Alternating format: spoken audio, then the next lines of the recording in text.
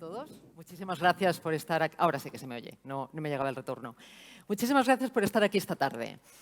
Estaba escuchando antes y, claro, resulta que el lema de esta jornada está muy bien traído, porque es Salud 4.0, un nuevo ecosistema. Salud 4.0 es de lo que hemos hablado hasta ahora. La presentación de Avi yo creo que ha sido muy clara y muy rotunda. Hablamos de nuevos sistemas digitales, hablamos de medicina de precisión, medicina personalizada, etcétera. Sin embargo, ahora esto es el prolegómeno, por decirlo de alguna manera, la precongresual, que ya es tradicional, que nos prepara para 3 días en los que vamos a escuchar infinidad de ideas, infinidad de propuestas. Vamos a aprender, vamos a tener envidia de otros que han conseguido cosas que nosotros no imaginamos, vamos a escuchar experiencias, vamos a escuchar a los que saben, vamos a interesarnos, vamos a establecer relaciones. Ese es el ecosistema. ¿Pero qué es un ecosistema? Un ecosistema no es ni más ni menos que un montón de dinámicas que se interrelacionan entre sí. Y eso es lo que vamos a ver mañana. Pero claro, si queremos que ese ecosistema, que es el lema del Congreso, sea un ecosistema trascendente, necesitamos dar un paso y revestirlo de lógica, que tenga un marco lógico, algo que le conduzca hacia algún sitio, algo que le lleve a un objetivo que es el que todos queremos conseguir. Y este es el motivo de la mesa de esta tarde. Este es el motivo de nuestra mesa. Establecer ese marco lógico que va a permitir que ese ecosistema tremendo que vamos a ver a partir de mañana, que nos va a aportar 1000 ideas, 1000 dinámicas, 1000 propuestas, 1000 objetos, tecnologías, relaciones con los pacientes, etcétera, que sea capaz de moverse hacia un sitio que es el que nosotros queremos. Eso es lo que ha hecho Anfos, ni más ni menos. Anfos lo que ha hecho ha sido hacer una pregunta muy clara. ¿Qué sanidad queremos para el año 2025? Pero claro, hay un problema, y es que el año 2025 es mañana. Ya lo han dicho los de antes, no estamos hablando de un futuro lejano. Estamos hablando de un futuro a un plazo muy corto, donde tenemos muy poco margen para equivocarnos. Entonces, claro, Anfos introduce un elemento que a mí me parece que es fundamental, que es el análisis reflexivo desde dentro, desde el que sabe, desde el que conoce el sistema. El que conoce dónde están las tensiones, dónde están las dificultades, dónde están las potencialidades, dónde están las áreas de mejora y dónde están los elementos que no aportan ningún valor. Este año es un año especial para Anfos, porque ya se ha comentado, porque se cumplen 10 años de ese proyecto que ha tenido sucesivas ediciones. Este año es la 7ª edición. Es una edición que viene condicionada tremendamente por lo que hemos pasado este último año y medio. Ese año y medio en el que los que sabíamos, los expertos, creíamos que estábamos en posesión de verdades absolutas que se han visto absolutamente destrozadas. Esas verdades absolutas que nos servían para movernos dentro de un entorno de incertidumbre y que de repente han dejado de servirnos. Donde hemos tenido que inventar, hemos tenido que recoger lo que teníamos, rediseñarlo, redibujarlo y convertirlo en algo distinto. Ese ejercicio nos ha dado y nos da una perspectiva diferente de esa sanidad que queremos para pasado mañana. Hay que pensar que ese ejercicio de ese proceso deliberativo, un proceso de análisis reflexivo, ha tenido lugar durante 6 meses y 250 profesionales han participado en él intentando conciliar esa tensión a la que todos estábamos sometidos por nuestra práctica asistencial y por nuestra práctica diaria con esa capacidad, esa generosidad para compartir todo ese conocimiento y para encontrar el tiempo necesario. Ahora mismo tenemos 50 propuestas, es decir, dentro de toda esa capacidad de generación de ideas, de esa creatividad, se han generado 50 propuestas. Hoy no las vamos a traer todas, porque evidentemente no nos bastarían 2 horas, necesitaríamos probablemente una jornada completa y dudo mucho que fuéramos capaces todos de mantener la atención durante tanto tiempo. Pero sí que hemos seleccionado 3. A mí me gustaría antes un pequeño vídeo, si me lo ponéis por favor, y me acercáis la tablet con las preguntas, que no sé por dónde anda, no me ha llegado. Un vídeo que explique cuál ha sido la metodología, que es mucho más fácil, lo van a entender mucho mejor que si lo explico yo. Muy cortito, de 3 minutos, donde les explique cómo hemos llegado hasta esta mesa, cómo hemos llegado hasta todo lo que vamos a contar esta tarde. Así que, por favor, gracias. Vivimos tiempos inciertos. La pandemia ha puesto en jaque nuestro sistema sanitario de una forma que no conoce precedentes, poniendo de manifiesto la necesidad de hacer un análisis reflexivo sobre la asistencia sanitaria que tenemos. A través de la 7ª edición de ANFOS, de la mano de SEDISA y AVI y con la colaboración de World Health Management, volvemos al inicio para estructurar cuál es el cambio organizacional que queremos a medio plazo y cómo debemos reorientar la asistencia para ofrecer la mejor calidad y experiencia a los pacientes. A partir de una estrategia compartida, en esta edición de ANFOS, más de 250 directivos, profesionales sanitarios y pacientes han dibujado la hoja de ruta que debemos seguir en los próximos 5 años para alcanzar la asistencia sanitaria que queremos. En una primera fase, trabajando con las 17 comunidades autónomas, se analizaron los problemas principales del Sistema Nacional de Salud, sus derivados y sus consecuencias. Como resultado, se definieron las 7 grandes áreas estratégicas del sistema sanitario en las que se debería trabajar para avanzar en nuestro objetivo. Estas serían: modelo de atención, en las que incluiríamos la estructura organizativa y la coordinación e integración; modelo de gestión, que trataría los 3 niveles de gestión: micro, meso y macro; modelo de gestión de personas, profundizando en el marco de relación y en los perfiles, roles y funciones; formación e investigación; evaluación y resultados; transformación digital; y modelo de provisión y financiación. En una segunda fase, se celebraron 10 reuniones transversales, multidisciplinares y multiautonómicas con representación de los diferentes agentes del sistema sanitario. En esta fase, se trabajó en la búsqueda de propuestas de mejora y soluciones para los problemas existentes en las 7 grandes áreas de la primera fase, ya que todas ellas están relacionadas y lo realizado en cada una de ellas afecta a las demás. Las conclusiones de las diferentes fases del proyecto han ido construyendo la hoja de ruta que nos permite visualizar los avances a realizar en cada área estratégica y los tiempos en los que el cambio es factible. Así se conforma el informe de la 7ª edición de ANFOS, la asistencia sanitaria que queremos en 2025. Solo a través de la innovación y en un marco que permita la absoluta libertad de opinión, la participación de todos los implicados con una alta representatividad de las diferentes comunidades autónomas y la búsqueda del consenso, podremos avanzar de forma realista hacia la eficiencia del sistema sanitario, mejorando así la calidad de vida de los pacientes.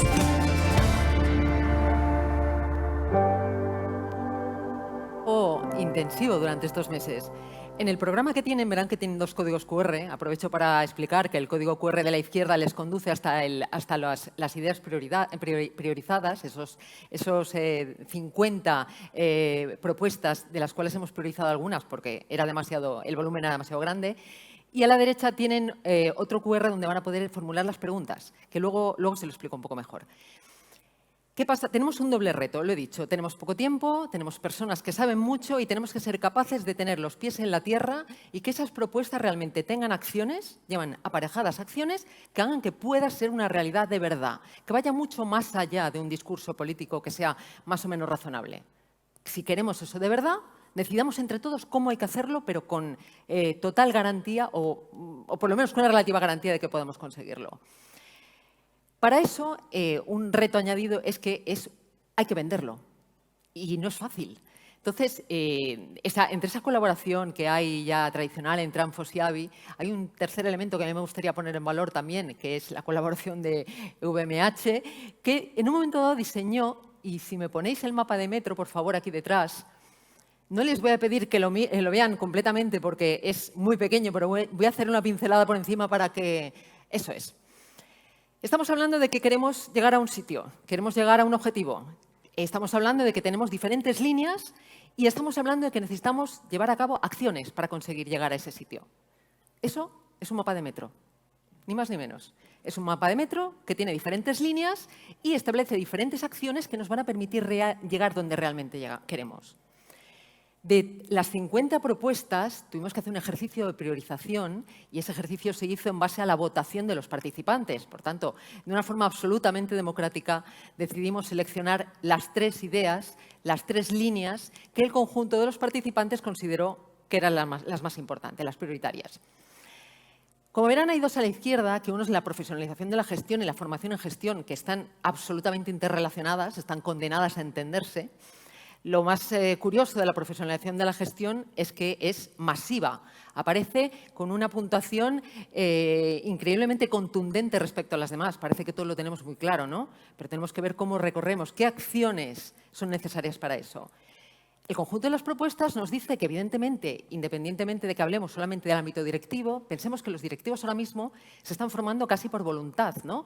Pero no hay una base de conocimiento sólida, potente, comparable, medible, que nos permita colocarnos ahí. Tiene que ver mucho, bueno, pues hay una gran variabilidad, hay una gran heterogeneidad de trayectos competenciales y de formación, y va en función un poco de la voluntad de cada uno. Hay que romper un poco con esto. Hay que romper y podemos romper mediante un grado en gestión o mediante una formación tipo MIR, como podría ser un GIR, en gestión clínica. Son las propuestas que aparecen en el documento. Por otra parte, evidentemente, tenemos que ser capaces de establecer una acreditación que permita evaluar nuestra competencia, el mérito y la competencia necesarios para acceder a un puesto de trabajo, pero de una forma absolutamente objetiva. Y, evidentemente, la reacreditación constante que esté relacionada y vinculada con una carrera profesional que ahora mismo en los directivos no está funcionando de una forma extremadamente brillante. Por otra parte, la formación en gestión, obviamente, no es exclusiva de los directivos, porque detrás de las cosas que sale es la autogestión.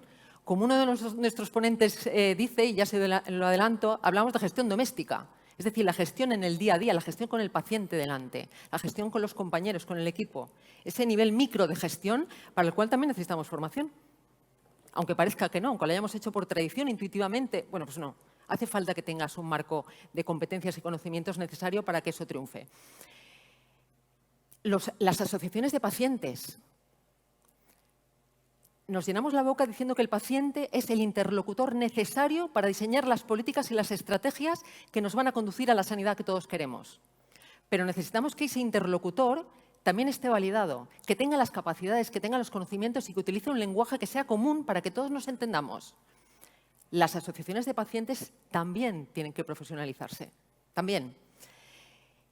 Evidentemente, el contenido de gestión en grados sanitarios, formaciones y rotaciones durante la especialidad. No me quiero extender demasiado porque además lo tienen todo en el documento, pero es decir, vamos a manejar el conocimiento en gestión como manejaríamos el conocimiento en cualquier otra especialidad. Porque ahí lo que tenemos es, dentro de este mapa de metro hay estaciones que se intercambian, estaciones que se interconectan, estaciones que convergen. Entonces, la evaluación por resultados es una de las estaciones de convergencia. Todas las líneas importantes al final se basan, se nutren en esa capacidad que tenemos o que tenemos que tener de evaluar determinados resultados. Por otra parte, esa es otra de las líneas. Vamos a ver, ¿cómo lo medimos? Definición del modelo de medición. ¿Qué medimos? Eso es algo que no tenemos claro. ¿Qué es importante? ¿Qué es prioritario? ¿Qué es necesario medir? ¿Nos perdemos midiéndolo todo o nos concretamos y nos acordamos lo que realmente aporta valor? Tenemos que fijar, además aquí hay varias cosas que son importantes. Facilitar herramientas. No podemos decir vamos a medir si no tenemos las herramientas que sustenten esa obtención de datos. De datos que provengan de la historia clínica o que provengan de la voz del paciente, no lo sabemos. Pero necesitamos herramientas que nos permitan obtener todo eso. También necesitamos cambiar la cultura. Porque aunque hablemos mucho de resultados, hablemos mucho de medir resultados en el paciente, en el sistema, etcétera, en la sociedad, muchas veces cuesta eso. Y cambiar la cultura, por una parte, necesita una acción formativa, casi colectiva, y por otra parte necesita un acicate. Necesita, por ejemplo, incorporarlo en los contratos programa. Y luego hay la transformación digital. La transformación digital es, bueno, yo creo que es incuestionable, pero es incuestionable desde hace muchos años.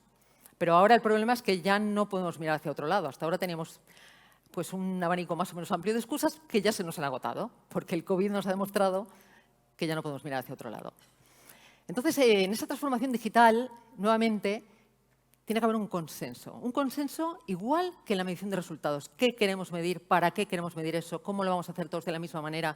¿Y qué es lo que realmente aporta el valor para ese sistema que queremos en 2025? Aquí pasa igual.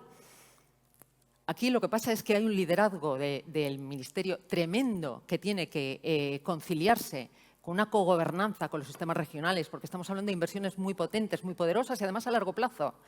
O sea, no puedes tirar solamente uno del carro. Tiene que haber una cogobernanza de todos los elementos que intervienen en un despliegue de este tamaño. Y tiene que estar diseñado por grupos de expertos. Grupos de expertos. Y grupos de expertos quiere decir que tenemos que introducir en ese diseño de lo que es la salud digital a profesionales y a perfiles que no se nos ocurrirían. Porque, claro, van mucho más allá del… Evidentemente, el paciente ya es indiscutible, ya no hace falta ni decirlo, es una obviedad, ¿no? Los profesionales de diferentes ámbitos.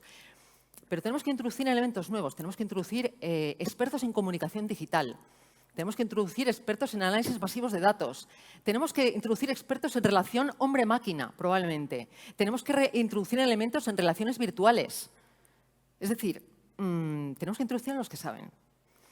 Y una cosa que aparece también constantemente es la despolitización de todas las personas que forman parte de este comité de expertos y que, por tanto, son los que van a diseñar toda esa estrategia que nos va a permitir llegar a una transformación digital real.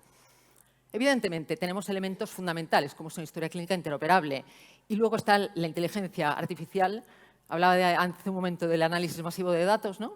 La inteligencia artificial es un volumen desproporcionado de datos que tenemos que ser capaces, como en ese ecosistema casi errático y un ecosistema que te puede confundir, cómo introducir la inteligencia en ese conjunto increíble de datos para conseguir obtener lo que realmente necesitamos.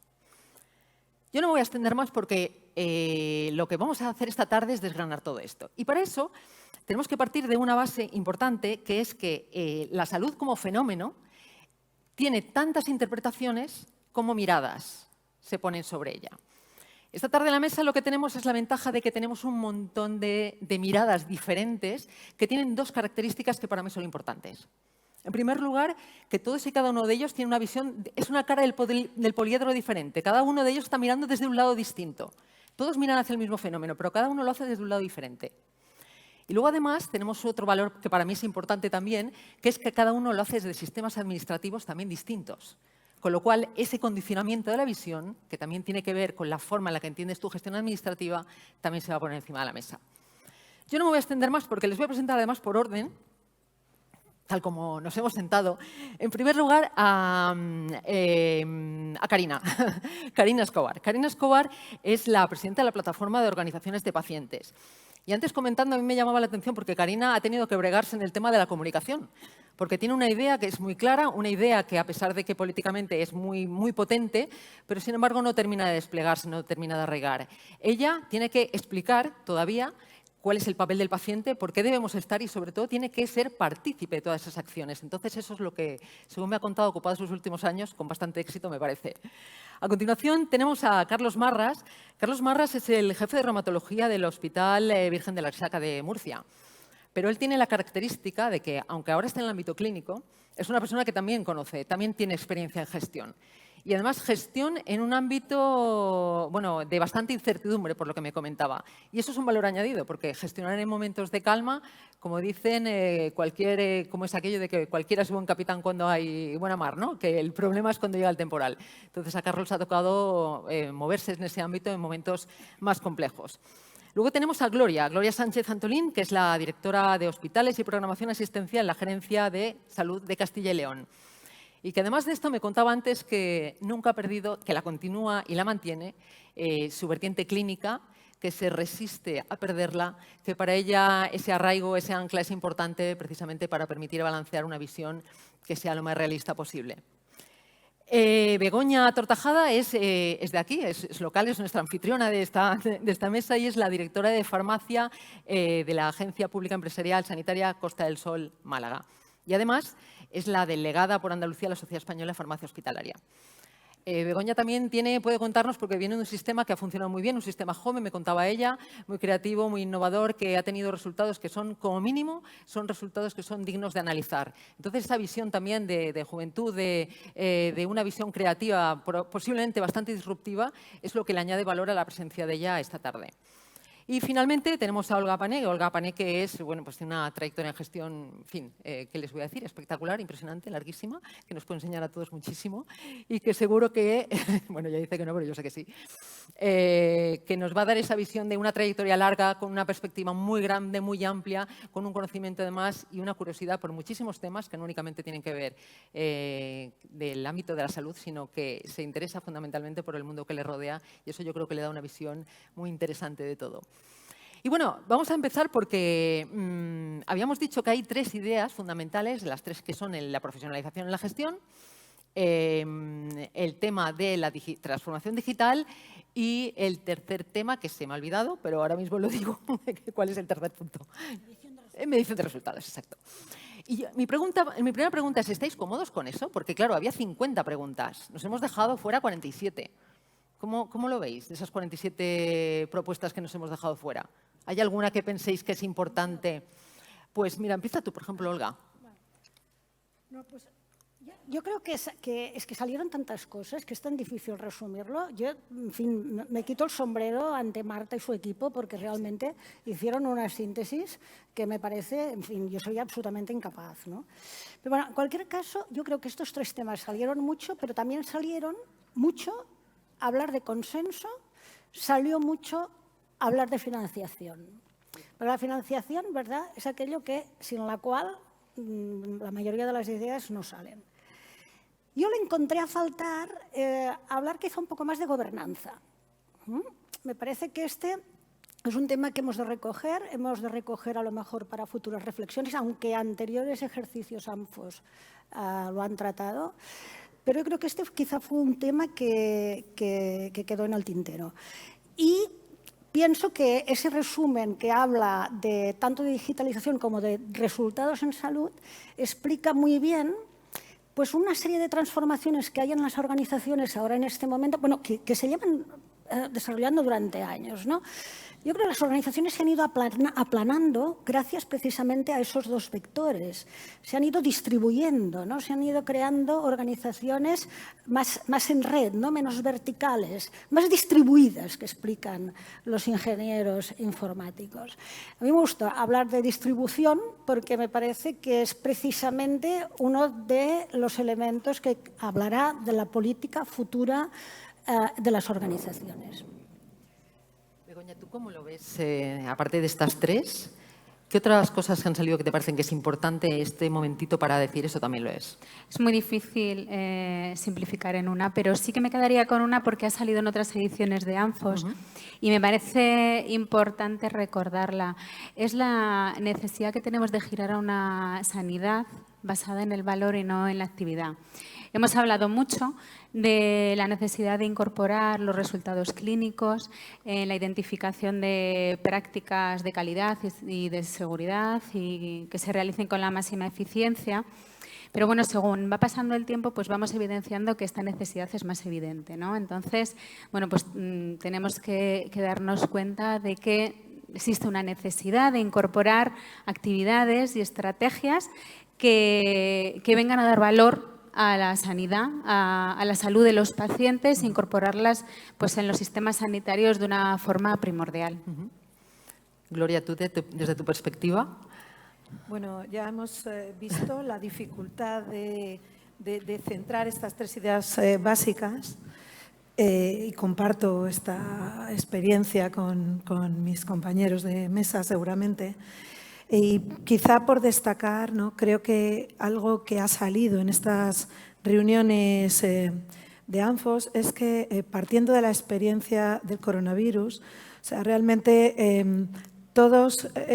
muchos participantes han hablado de la necesidad de coordinación, de cogobernanza, que efectivamente avancemos en ello, ¿no? Parece que hasta el momento somos 17 autonomías, ¿no? Con nuestras características, con todo lo bueno que tiene, ¿no? De acercar la sanidad al ciudadano local. Se ha avanzado mucho en ese aspecto en los últimos 30 años, pero sin embargo quizá hemos descuidado la equidad en el acceso a la salud de todos los ciudadanos dependiendo del lugar en el que vivan. Entonces, uno de los aspectos que se ha tocado también es, y que el coronavirus ha puesto de manifiesto, y que además ha forzado de alguna manera poner en marcha de nuevo el interterritorial, ya existía, pero vamos, a activar el Consejo Interterritorial, activar la coordinación, tratar de trabajar la cogobernanza para que los ciudadanos tuvieran el mismo acceso a los beneficios, vamos a decir, sanitarios, el mismo en cualquier punto de nuestro país. Quizá voy a recordar que la hepatitis C fue un ejemplo que también nos obligó a coordinarnos, ¿no? Por motivos también similares, ¿no? Por la necesidad de acceso justo y equitativo de los pacientes a un tratamiento concreto. Y esta ha sido una situación brutal, ¿no? Que nos ha empujado pues, a compensar, vamos a decir, a seguir manteniendo todas las ventajas de la cercanía de los sistemas sanitarios a los ciudadanos, pero a no olvidarnos de que la equidad exige coordinación. Interesante. Carlos, desde la perspectiva clínica, Bueno, ¿cuál aportarías? A mí lo que más me llama la atención es que todos los temas de los que hablemos están unidos, es decir, y han sido capaces de hacer un mapa de metro bastante razonable, y eso la verdad es que tiene muchísimo valor. Yo, por llevar un poco el balón a mi zona, pues comentaría el tema de la descentralización de la gestión de las unidades clínicas. Es un tema atractivo para los clínicos, pero tengo que recordar que ya es antiguo, no es moderno.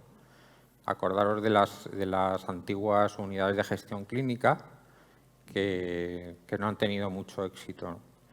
El problema de la autogestión o de la descentralización es que los clínicos no sabemos de gestión. Ese es un problema bastante importante. Un segundo problema es que con mucha frecuencia todos los clínicos no hacemos lo mismo en todos los sitios. Y otro problema es que cómo medimos los resultados de lo que estamos haciendo en diferentes sitios, ¿no? Entonces, la descentralización yo creo que exige cambios estructurales muy importantes en el sistema. Sin eso, probablemente las unidades de gestión clínica, o las llamemos como las llamemos, pues no tienen mucho sentido. Carina, ¿qué nos hemos dejado fuera en estas prioridades, en estas 3 prioridades? Yo quería agradecer que en todo momento, desde que se desarrolla ANFOS, la participación efectiva de los pacientes ha estado en todo el proyecto, y eso hace que en todo lo que se ha nombrado, pues el paciente se haga para el paciente y con el paciente, que es lo que yo quería poner el foco, ¿no? Los pacientes en este momento, yo represento a una entidad, pues la mayor que hay en España. Tenemos 1.450 entidades por toda España que colaboran con el sistema, que son facilitadores, ¿no? para el paciente, sobre todo crónico. Y yo sí que pondría el foco en haber metido una línea de cronicidad. Quiero decir, necesitamos una línea de cronicidad, una estrategia de cronicidad y dotación de recursos y de modelos de atención que consigan abordar todas las necesidades complejas de lo que tenemos ahora y de lo que viene.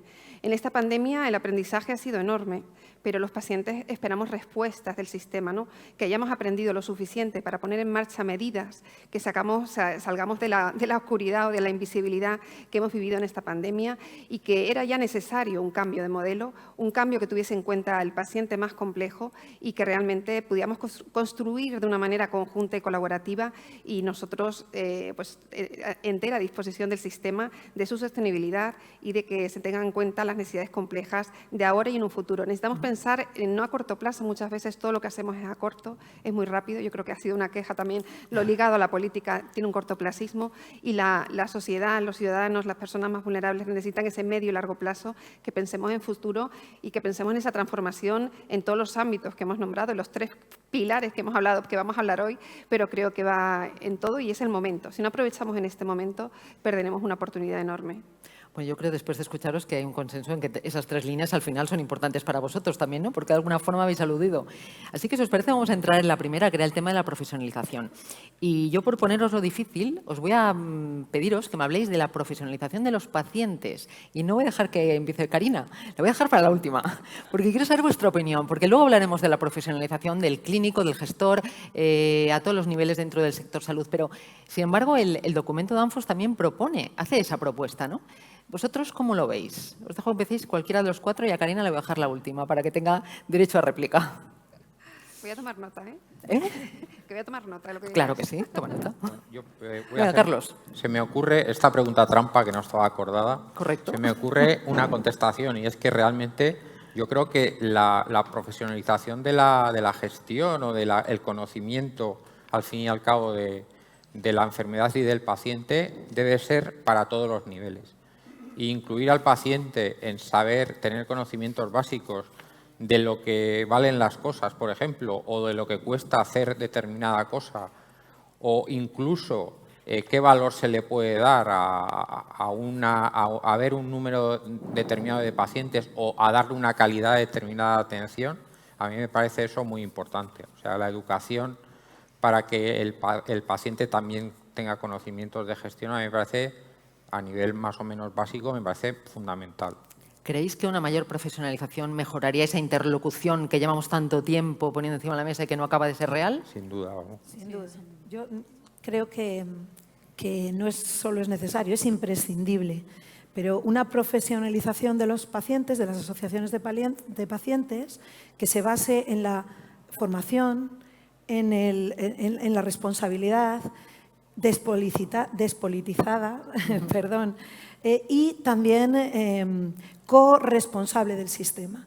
Es imprescindible que los pacientes participen en los órganos de participación de las comunidades autónomas, por supuesto, de los hospitales, pero no solo, vamos a decir, opinando o solo transmitiendo, como he dicho antes, intentando desligar de la política lo que es la gestión, ¿no? Sino buscando siempre el beneficio de los pacientes. E incluso añadiría que cuando vamos a hablar después de medición de resultados, no podemos medir resultados sin tener en cuenta su opinión, su percepción de la atención, de la asistencia sanitaria, aunque eso desde el propio sistema, desde los profesionales, incluso desde los gestores, a cualquier nivel, no siempre es fácil, ¿no? No siempre es sencillo. Claro, es así. Olga y Begoña. Pues, mira, en cuanto a la profesionalización de los pacientes, tenemos experiencia dentro de la Sociedad Española de Farmacia Hospitalaria en algo que se creó hace años, se llamaba Escuela de Pacientes, y tuvimos una experiencia piloto con los pacientes VIH.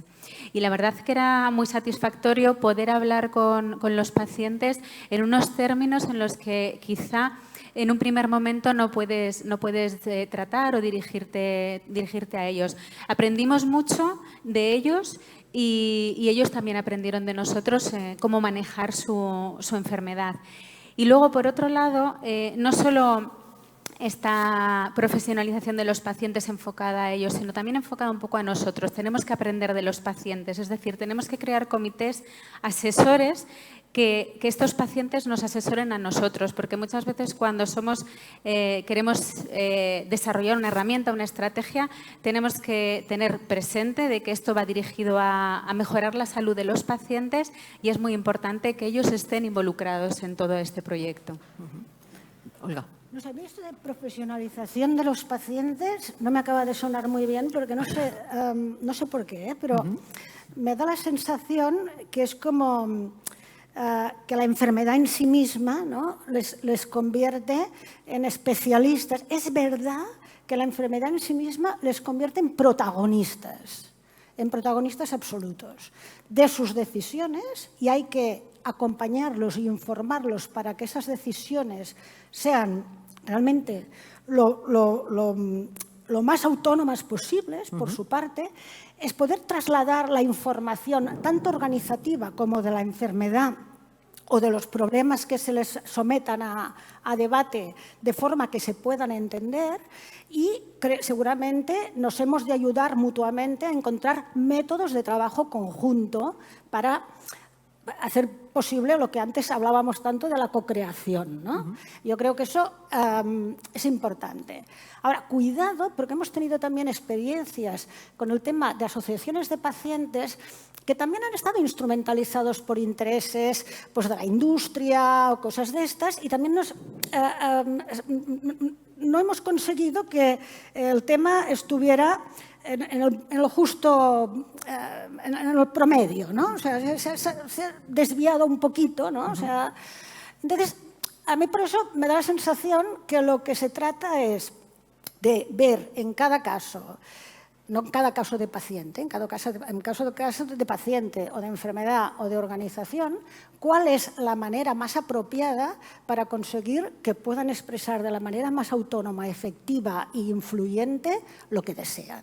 Entonces, foros pacientes en las organizaciones, yo creo que es importante, donde hay una continuidad también de personas a las que se les someta, pues esto, desde el plan estratégico de la organización hasta cómo nos planteamos un proyecto de investigación a realmente si es útil o no es útil un determinado sistema de telemedicina o lo que sea. Y, por supuesto, involucrarlos en las decisiones que tienen que ver en tomar una decisión terapéutica u otra, cuando hay alternativas distintas y cuando realmente esto les va a afectar a ellos para toda la vida. Karina, tus últimos años han sido de reivindicar esto. Es tu momento. Bueno, yo creo que la participación efectiva de los pacientes tiene que ser en diferentes niveles, en la parte macro, meso y a nivel individual, ¿no? El desarrollo de esa relación médico-paciente, relación profesional-sanitario, que ayuda a esa corresponsabilidad y a entender que ese paciente con un diagnóstico y su familia y su cuidador necesita un camino, ¿no? Necesita una preparación para asumir esa corresponsabilidad con su salud y con el sistema. Nos falta esa parte de inversión, nos falta tiempo de nuestros profesionales sanitarios que puedan dedicar a sus pacientes. Es imposible, como está situado ahora mismo y como está organizado el sistema y con los tiempos que tenemos, que también pidamos esa parte.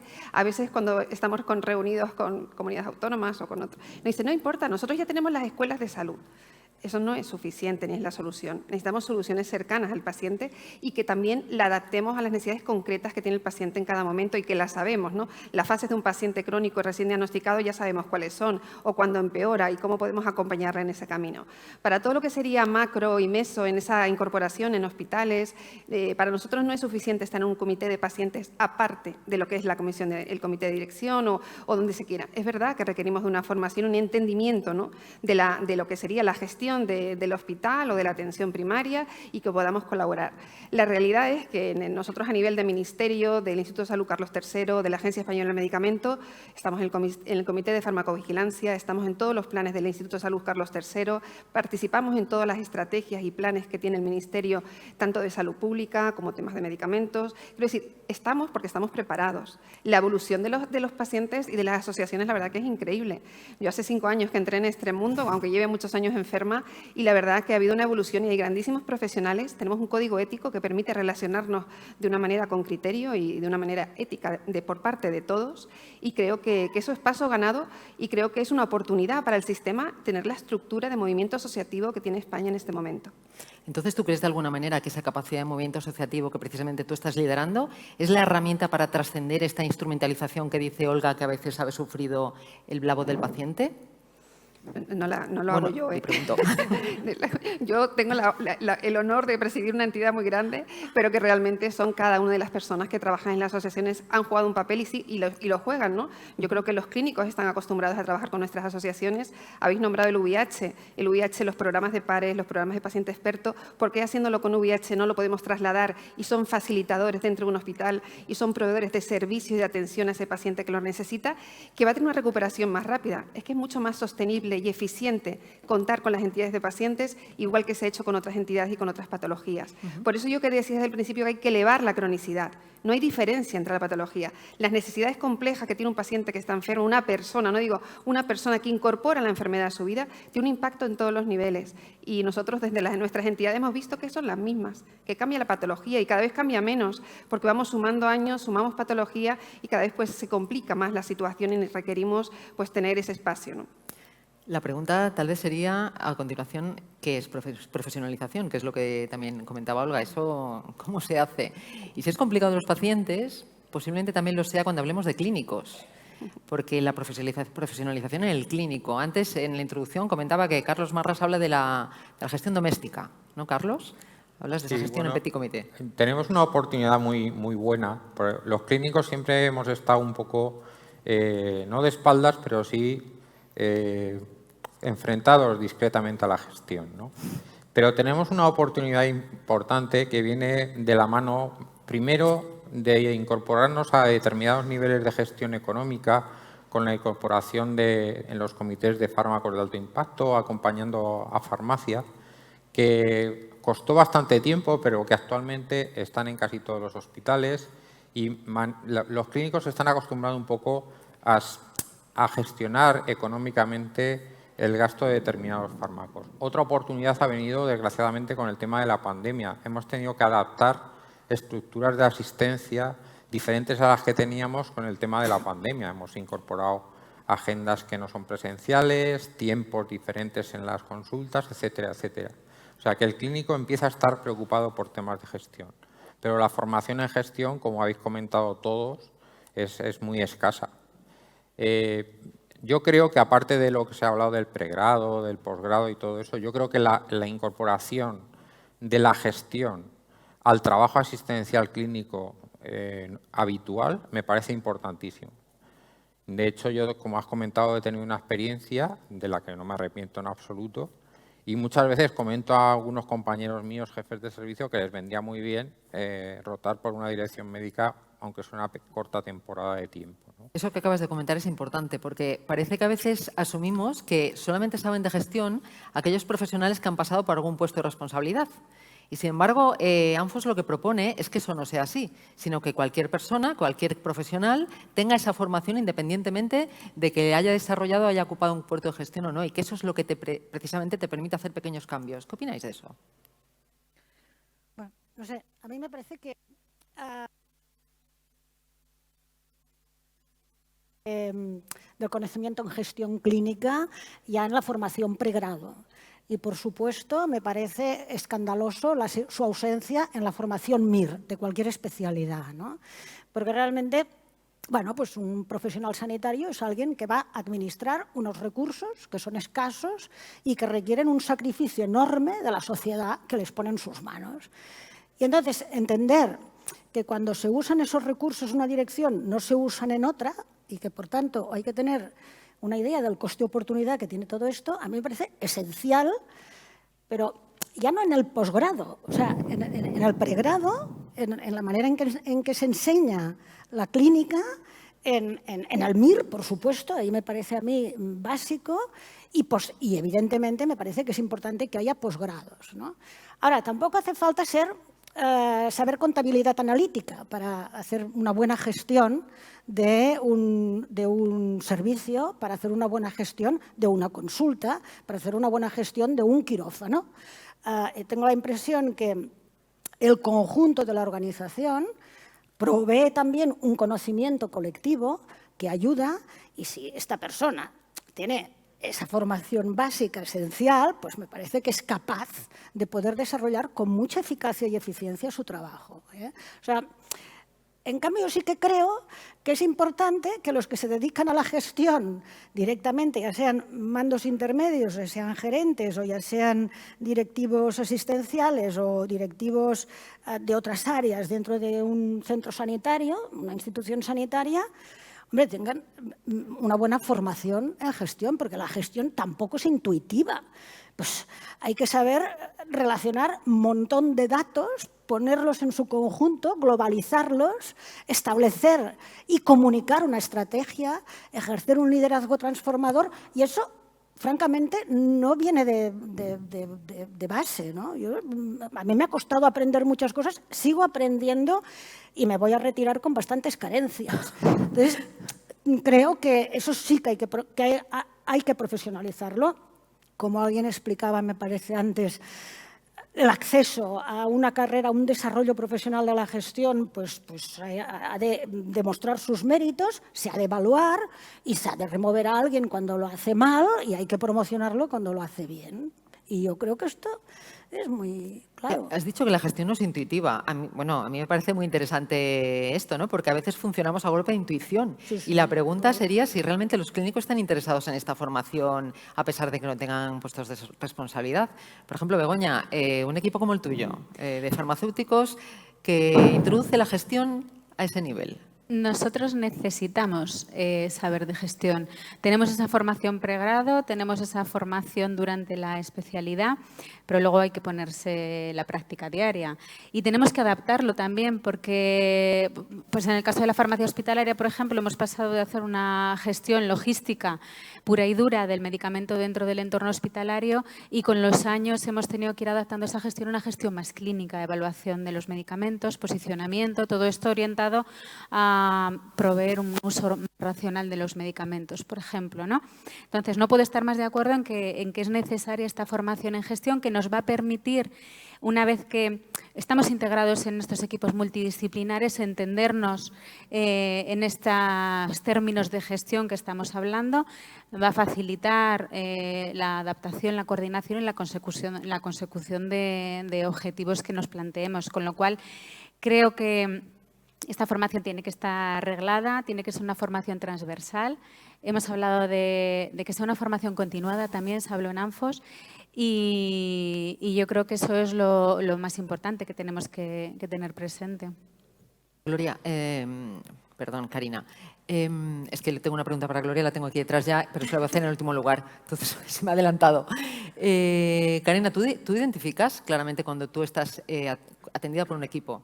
¿Tú identificas cuando hay la diferencia? ¿Hay un valor añadido cuando realmente ese equipo tiene un conocimiento de la gestión de la situación, del proceso, etcétera?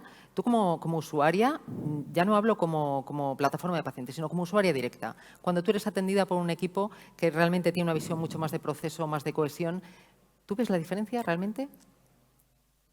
Me gustaría contestarte con haber tenido esa situación. Creo que tenemos una visión muy parcelada, una atención muy parcelada, no integrada, no multidisciplinar, que impide ese proceso de visión. Incluso eso afecta a la experiencia del paciente y también a la visión sobre la calidad. O sea, puedes tener un profesional que esté muy contento con la situación y que te lo traslade y otras veces no. Quiero decir, también valorar la gestión de esa manera es muy complicado. Los pacientes miramos desde la continuidad asistencial, no solo lo que pasa en hospitalaria ni lo que pasa en un profesional, sino integramos desde cuando entramos por la puerta de un hospital, desde que vamos a atención primaria, desde que nos atiende nuestra enfermera. Quiero decir, todo para nosotros como paciente, la experiencia es integrada. Nos cuesta ver esa misma y cuando vayamos a la parte de medición de resultados, toda esa parte influye, ¿no? Los indicadores de unos y de otros. No podemos segmentar indicadores para poder comparar porque el paciente es uno. Sí, me parece importante esto que acabas de comentar, de que, claro, una gestión correcta evitaría esa parcelación de la experiencia, ¿no? Claro. De decir, pues tengo una experiencia muy concreta, muy sincrónica en un momento dado, pero doy un paso atrás y veo que ese proceso diacrónico, pues a lo mejor, al final son fracturas, ¿no? Una detrás de otra. Entonces, a Gloria sí que, porque tu responsabilidad es diferente, ¿no? Por una parte, tenemos que ser capaces, o debéis ser capaces desde los sistemas regionales de salud, de intentar precisamente esa desparcelación de la experiencia del paciente. Y luego hay otra pregunta que me parece especialmente interesante, que claro, nosotros estamos proponiendo, en ANFOS se propone la autogestión. Precisamente ese conocimiento, esa formación en gestión de los clínicos va a dar lugar a un sistema que sea dinámico, que sea creativo, que sea disruptivo, que genere muchas ideas. Pero claro, ¿cómo se concilia eso? Bien, no es fácil, ¿no? Pero recogiendo un poco lo que han dicho todos los demás, esto exige, creo que, un esfuerzo por parte de la macrogestión de pasar del modelo tradicional, ¿no? Un modelo piramidal, aquí se toman las decisiones, debajo se hace a un modelo más basado en el liderazgo compartido, en escuchar a profesionales formados en gestión que hacen propuestas innovadoras, disruptivas a veces, y para eso hay que ser capaz de estar abierto a ese tipo de propuestas. Quiero decir, esto también es complejo, pero es necesario. O sea, si queremos que el sistema avance, creo que es fundamental, por un lado, la formación en gestión de los profesionales de todos los niveles, y eso es imprescindible que se haga en el pregrado. O sea, es intolerable que en el siglo XXI, medicina o salud 4.0, no haya ni un mínimo comentario a lo largo de 6 años de carrera y 4 o 5 años de especialidad sobre macro, micro, gestión, mesogestión, sobre nada de nada. O sea, eso es, entonces, hay que partir de profesionales con cierta formación. Pero aún con la formación desde la experiencia, que Carlos y yo misma, porque yo he sido un profesional hasta hace muy poquito, también los profesionales tienen ideas muchas veces muy buenas. Es importante recoger su guante. Y luego, desde luego, la formación de la meso macrogestión pues me parece básica, porque seguramente ninguno de los asistentes se pondría en manos de un abogado que es gestor o que es, médico por intuición, ¿no? Pues si uno no se pondría en manos de un médico o de una enfermera por intuición, poner en manos de gestores presupuestos millonarios en euros, pues realmente es una responsabilidad tener gestores capaces y seleccionados por su capacidad. Claro, y en esto conecto con otra idea que ya dije al principio respecto a las asociaciones de pacientes, pero que la voy a decir también respecto a los gestores, ¿no?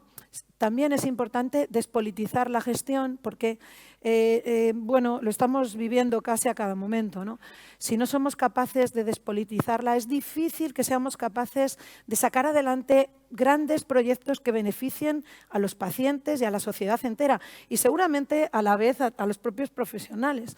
O sea, no podemos depender exclusivamente del beneficio de uno u otro partido, vamos a decir, político, en los grandes objetivos de la salud.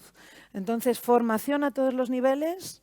Segundo, liderazgo compartido, apertura de los órganos de gestión a nivel de sistemas sanitarios regionales a las propuestas de la base, porque las propuestas de la base son las que nos hacen avanzar a todos y, finalmente, por supuesto, despolitización de la gestión.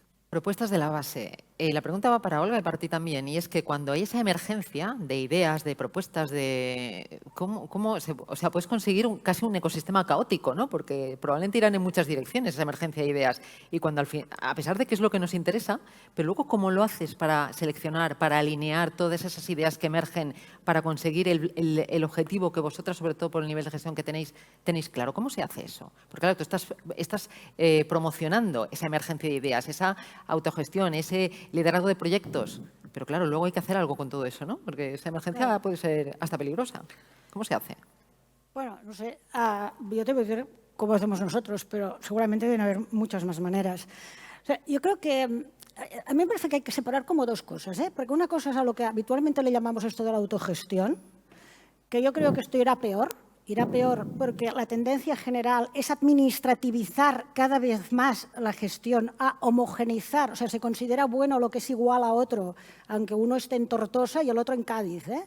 Entonces, o sea, esto irá peor, ¿eh? Por tanto, si de alguna manera no singularizamos la gestión de los centros o no dejamos que cada centro se adapte a ese entorno, a esos profesionales que hay y tenga su carácter, su manera de funcionar, evidentemente respetando que ha de cumplir unos objetivos y que no puede gastar más de lo que le da a quien sea que se lo dé, ¿no? O sea, ya sea que lo facture, ya sea que se lo den en un presupuesto.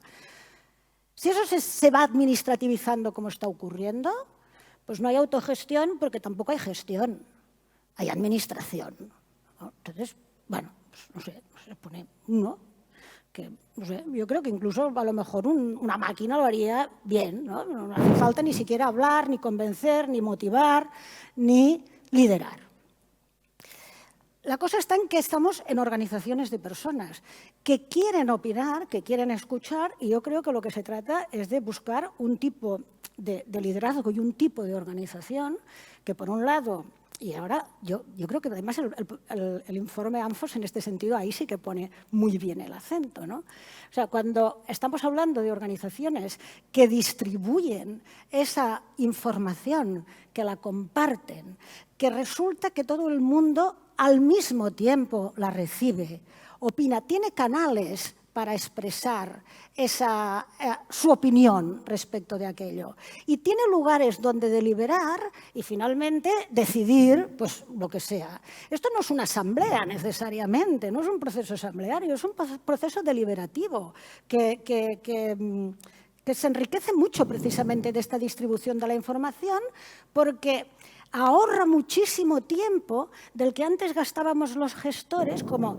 era tan costoso hacer información, producir datos que informaran, pues lo teníamos 3. Y entonces esto había que ir explicándolo y no sé qué, y al final no sé quién no entendía nada. Ahora no, ahora esto está mucho más distribuido y es mucho más fácil. ¿Qué papel le toca al gestor? Evidentemente, el gestor que tiene su contacto con los órganos de gobierno, que es una de las cosas que yo defiendo siempre, esos órganos de gobierno indican cuál es la estrategia de esa organización, cuál debe ser su posicionamiento y establece de alguna manera esas grandes rutas donde habremos de enmarcar todas esas opiniones. Bueno, me parece que me estoy enrollando un poco. Quisiera No, perfecto. un poco. Perfecto, porque en ese sentido... Perdona, Gloria, adelante. Yo comparto esa idea de que, bueno, comunidades tan extensas como la mía, con realidades tan diferentes, pues exigen que efectivamente los centros tengan, vamos a ver, la libertad de adaptarse a la realidad. Eso creo que es imprescindible. He dicho en la mía, pero vamos, creo que en cualquiera, ¿no?, de las nuestras. Efectivamente, tiene que haber esa libertad para adaptar la estrategia a la realidad de cada uno. Pero la estrategia, digamos que es lo que deberíamos marcar desde lo que son las gerencias regionales, pues creo que hay una herramienta que hemos implementado a lo largo de la pandemia. Quizá la pandemia, con todos sus aspectos terribles, ¿no?, ha sido catalizador de algunas nuevas ideas que nos pueden ayudar, ¿no?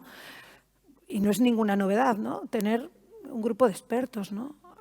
Quiero decir, las consejerías, ¿por qué no tener un grupo de expertos clínicos que representen todas las realidades de un sistema sanitario, insisto, como el mío, cualquiera del vuestro, de hospitales nivel 1, 2, 3, de la atención primaria, en fin, con grupos de expertos que asesoren al comité de dirección?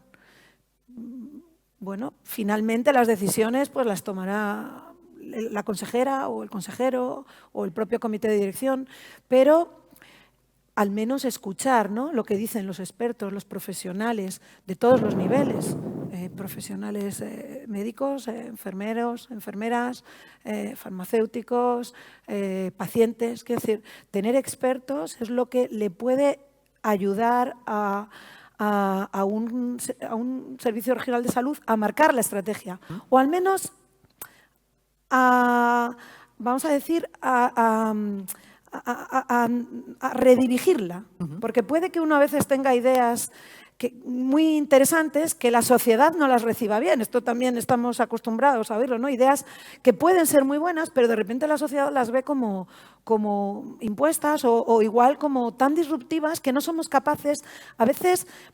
No los profesionales ni los gestores, los propios ciudadanos les cuesta, o sea, nos cuesta aceptar ideas disruptivas, porque lo ha dicho Olga, o sea, lo que nos gusta es siempre lo mismo, el riesgo es cambiar. Entonces, yo creo que hay que arriesgar, creo que hay que cambiar, y en tercer lugar, creo que para ayudar la estrategia de cambio ayuda mucho que los propios profesionales, incluso los pacientes, ayuden a diseñar la estrategia. Carlos cabecea la cabeza y Es que está haciendo ahí... Me he perdido. Bueno, porque además, ¿sabes qué pasa? Que me venía sé por dónde fenomenal, vamos ya. porque yo os iba a preguntar a los clínicos, precisamente, porque me parece muy interesante, pero claro, estamos hablando de gobernanza distribuida, de proceso deliberativo. Claro, vosotros los clínicos, digamos, que estáis en ese nivel de gestión, ¿creéis que esto es posible, que es real? ¿O estamos en un mundo un poco utópico? Yo creo que a nosotros nos tienen que dar las cosas como muy claras, es decir, ¿Qué quiere tiene decir que haber eso? objetivos claros que vengan de arriba y sobre eso se puede hacer ideas innovadoras y trabajar en ellas. Pero si empezamos todos a aportar de abajo ideas innovadoras, eso puede ser un caos. Y después a mí los comités me dan un poco de miedo, lo de los comités, porque el clásico aforismo de crea un comité para que algo no funcione, ¿no?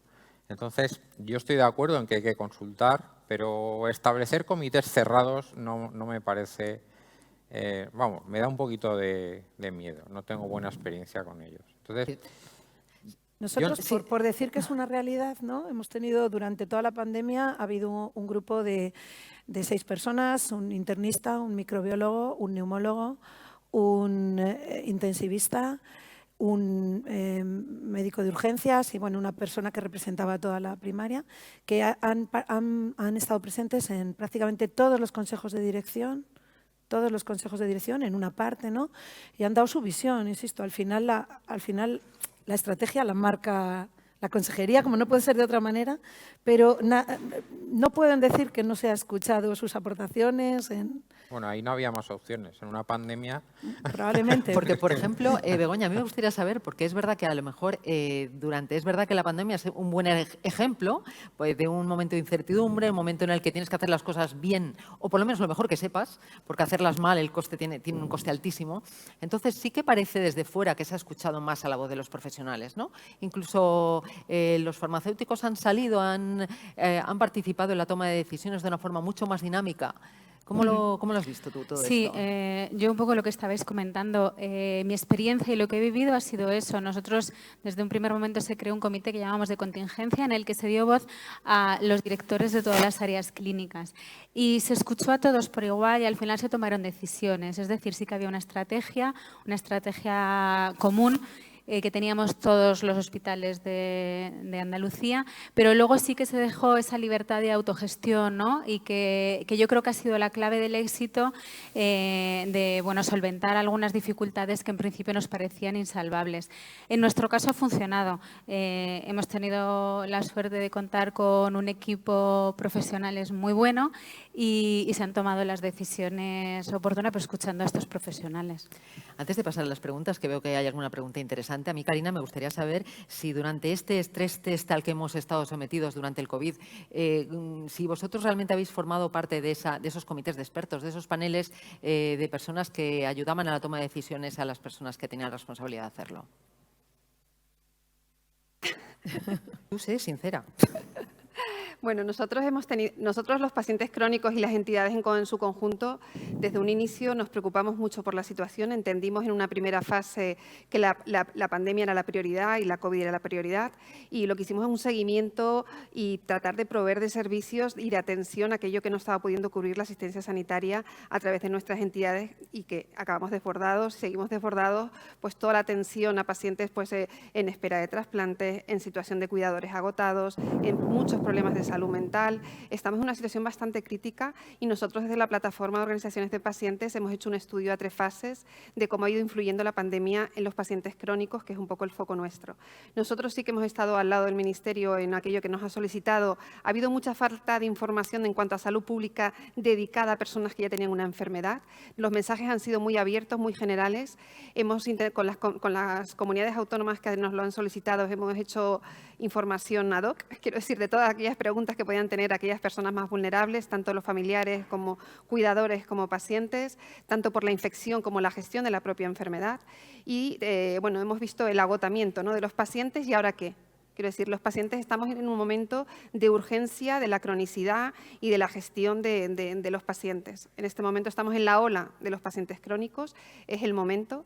En cuanto a la participación, hemos estado involucrados en la comunicación de la vacunación, tampoco se nos ha hecho mucho caso, aunque hemos insistido muchísimo, ¿no?, en esa parte y que ahora la evidencia nos ha dado la razón, que tanto mayores como personas inmunodeprimidas, por ejemplo, teníamos que priorizarlas y una prioridad que estaba puesta en enero de 2020, de este año, del 21, cuando aparecen las vacunas, pues en marzo se cambia la estrategia y lo que hemos trabajado tanto con el Ministerio, con la Comisión de Vacunas, con cada comunidad autónoma. Lo que sí que puedo decir es que tenemos una comunicación estrecha con las comunidades autónomas y trabajamos conjuntamente en proyectos colaborativos que podamos hacer para innovar. Yo os estaba escuchando, ¿no? O tenemos profesionales comprometidos, gente que crea en el liderazgo y crea en el cambio, o difícilmente vamos a gestionar cambio de tanta gente, porque va a cambiar el marco de relaciones, queramos o no.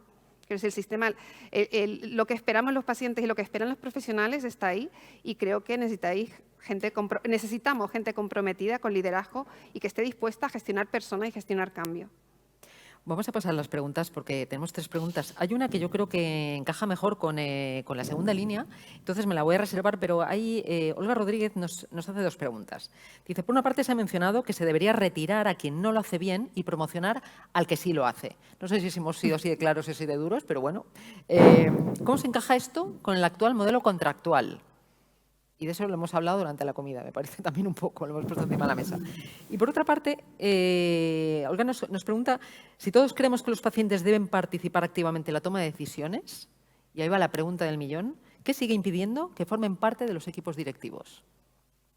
Podéis empezar quien quiera. Sí, bueno, yo he dicho esto de la promoción y tal.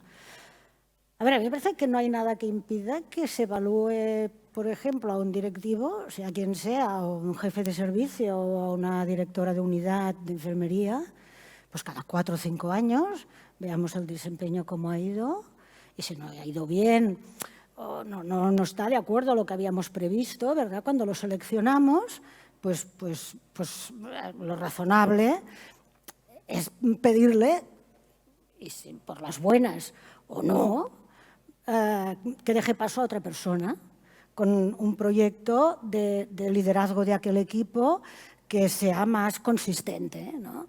Entonces, yo creo que esto, nosotros en muchos hospitales en Cataluña, esto va así y no pasa nada, no pasa nada. No tengo la impresión yo que ocurra nada. Es decir, cuando se hace todo el proceso de selección ya va implícito que cada 4 años habrá una evaluación del cargo y, por tanto, se habrá de rendir cuentas. A mí me parece, sobre todo especialmente la gente que está en el sector público, debe rendir cuentas de lo que hace. En el sector privado, por supuesto, también, ¿no? Porque hay unos accionistas que te dicen a ver a qué pasa. Y bueno, y por tanto, si alguien no está funcionando, se le cambia. Y me parece que es bueno también ir identificando nuevos talentos. Dentro de las organizaciones hemos de buscar la gente que despunta, animar a que haya gente que opte por apuntarse a la carrera de la gestión, ¿no? Una de las conclusiones que hay en el ANFOS, ¿no?, era que esté bien retribuido el directivo, porque claro, había algunos que no optaban a la gestión porque perdían dinero, ¿no? Por supuesto, ha de estar bien retribuido el directivo, pero no porque pierda o no pierda dinero, por la responsabilidad que adquiere. Es que adquiere una responsabilidad tremenda y además responde penal y contablemente y además está en un riesgo reputacional muchísimo más alto que el resto de la organización. Por tanto, razonablemente, hay que retribuirlo y hay que retribuirlo adecuadamente para que haya gente buena interesada en ocupar esos cargos. Y yo creo que, bueno, pues ahí hemos de ir trabajando. ¿El sistema contractual a nivel general soporta una cosa de este tipo, generalizarla? En el hospital no. sí, ellos son un hospital público. Yo creo que no, que el sistema público nacional se basa en la baja retribución de los recursos humanos, si no, no se sostendría. Todos los recursos del sistema están mal financiados. Bueno, esto es otra Esa cosa. es la base de que funcione. Es otra cosa. Ahora vamos a hablar en la segunda, como sabéis, en la segunda línea del tema del análisis de objetivos, ¿no? De la medición de objetivos y que se vincula también con todo esto. Así que vamos a la siguiente pregunta que nos hacía Olga, que era ¿qué sigue impidiendo que los pacientes formen parte de los equipos directivos? ¿Qué pensáis? Quizá, como comentábamos al principio, quizá los propios pacientes necesitan hacer un camino de profesionalización y de formación, ¿no? Quizá el paciente experto, el paciente, pues aquí tenemos a Karina, que es una persona quizá fantásticamente, que representa fantásticamente a los enfermos, pero por desgracia, quiero decir, no es la realidad de la mayoría de los pacientes. Quiero decir, este es un camino, igual que la formación en gestión de los profesionales de la base va a llevar un tiempo y si queremos hablar de autogestión desde la base, responsabilizarse los profesionales de la microgestión, los pacientes también necesitan hacer ese camino, todos, ¿no? Esto lleva su tiempo. Los propios pacientes, cuando estén preparados para participar en decisiones que precisan la formación necesaria, porque esto no es una opinión, es como, que igual que los gestores no opinan, los pacientes no pueden solo opinar. ¿No es así, Karina? Lo que pasa Bueno, es no que, estamos muy de acuerdo. Yo tampoco. No, pues a ver. Porque, y Eso se permíteme, trata. en otros modelos organizativos sí que, por ejemplo, los órganos de decisión o los órganos de gobierno están formados por los stakeholders, ¿no? Y entonces, pues, ¿por qué no? Yo creo que desde que hay un momento de buscar espacios de participación efectiva, espacios formales, y la necesidad obliga, se afloran. Y además no necesitamos el mega paciente a veces para estar formando. Eso no es, o sea, no es que me suene a disculpa, pero no tiene que ser la disculpa. Creo que el movimiento asociativo de pacientes, incluso los pacientes que conviven en un hospital, tienen un conocimiento del hospital. Yo, mi hospital, no voy a decir el nombre, pero bueno, sí, Puerta de Hierro, estoy encantada con él, pero conozco todos los servicios. Estoy en 5 servicios. Tengo un conocimiento que no me hace falta ser presidenta de la plataforma de organización de pacientes para decirle a un gerente o decirle en un servicio qué es necesario. Con lo cual no necesitamos al megapaciente, necesitamos para cada situación, cada espacio formal que esté un paciente. Y te aseguro que los hay, porque los pacientes no somos unos pobrecitos, somos gente profesional que hemos estudiado, tenemos puestos, eso quiere decir que es de una riqueza muy amplia, ¿no? Y que es aprovechar ese conocimiento también que tenemos en otras áreas y toda la vivencia que tenemos como pacientes. Creo que hace falta hacer espacios formales y desde que haya un espacio formal aflora gente. Igual que si se deja la oportunidad a profesionales sanitarios a tener ese espacio formal de levantar la mano y yo quiero apostar por esto y liderar, involucrarme en toda la parte y aprovechar ese talento, creo que igualmente se puede hacer con los pacientes. Yo quiero decir que me parece que no estamos confundiendo dos cosas, lo que es la función directiva y lo que es la gobernanza de la institución. Soy pesada, pero lo vuelvo a repetir. Yo creo que los órganos de gobierno han de incorporar miembros de la sociedad civil. Oiga, pueden ser pacientes, pueden ser empresarios. La mayoría de los que están en mi órgano de gobierno están enfermos. No sé qué les pasa, pero siempre están por el hospital por alguna cosa u otra. Enfermos, quiero decir que les pasa algo y conocen algo que ocurre. Otra cosa son los directivos. Los directivos tienen una responsabilidad que se les ha atribuido, de la que tienen que responder. Y que tienen que responder ante el Tribunal de Cuentas, ante la sindicatura, ante no sé qué.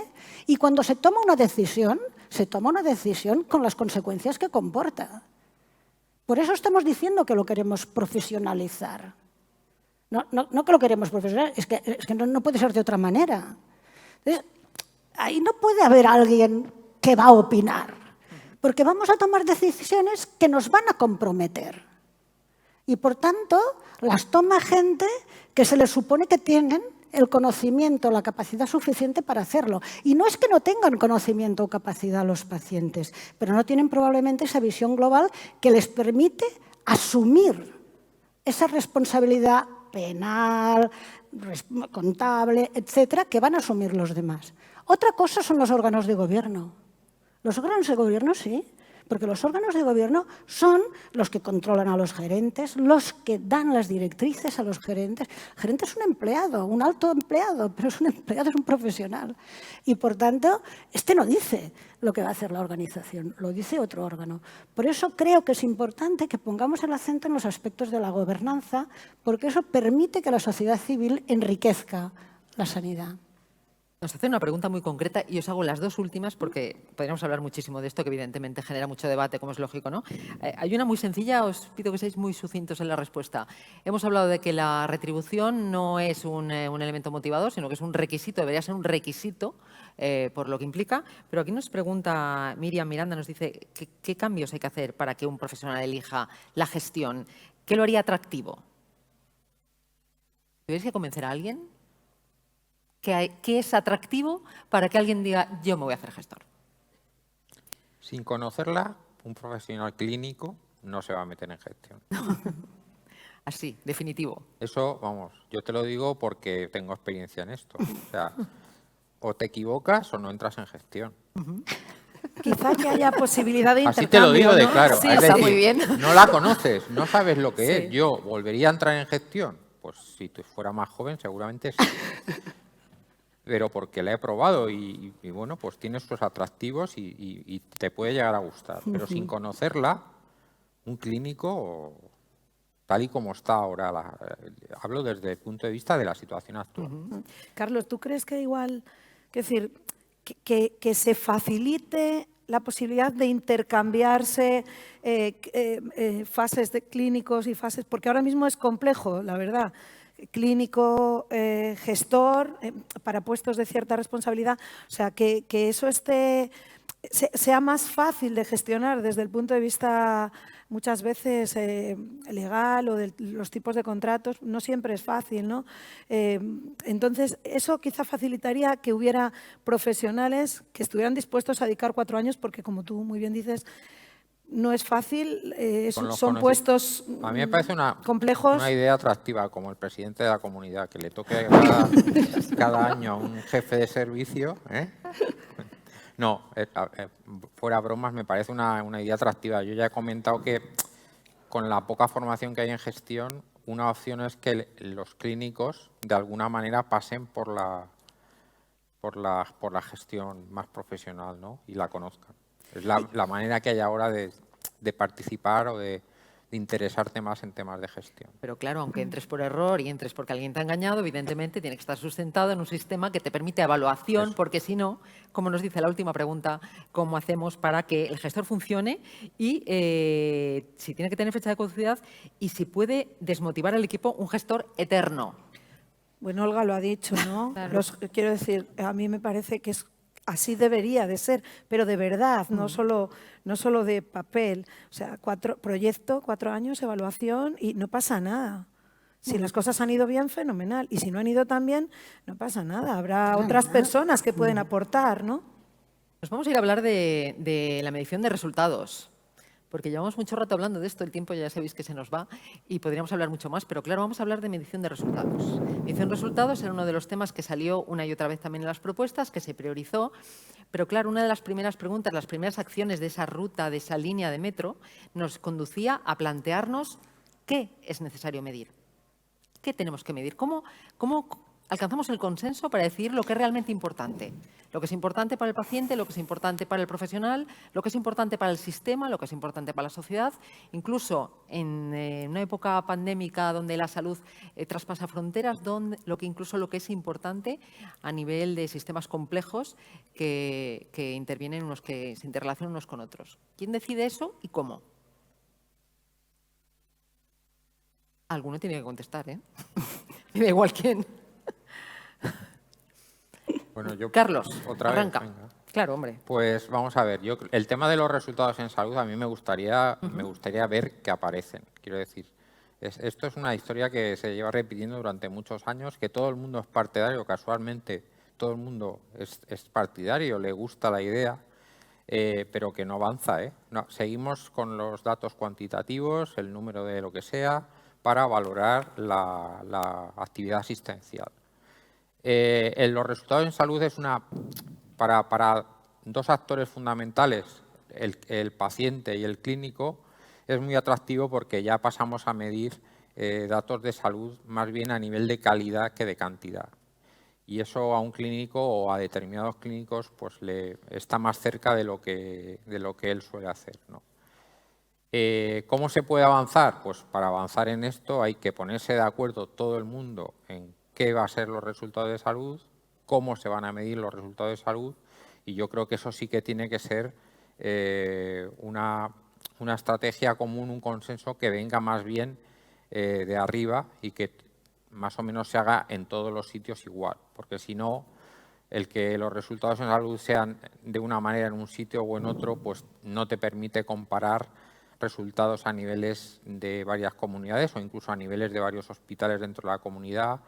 Y eso es otra de las cosas interesantes que tiene el poder medir resultados de salud. Básicamente, resultados de salud interesan a nivel de calidad al clínico y al paciente. Y medirlos, es verdad que hay métodos de medición que hay que adaptarlos a determinados procesos clínicos, pero ya hay muchos avanzados y hay muchas sociedades científicas que están trabajando en tener resultados de salud en determinadas patologías. O sea que eso sí está hecho, pero sería ponerse de acuerdo todo el mundo, pues por ejemplo, a nivel de acuerdos de gestión, pues ir introduciendo, no todos de golpe, pero algún resultado en salud para que pudiéramos pues ir trabajando en ese sentido.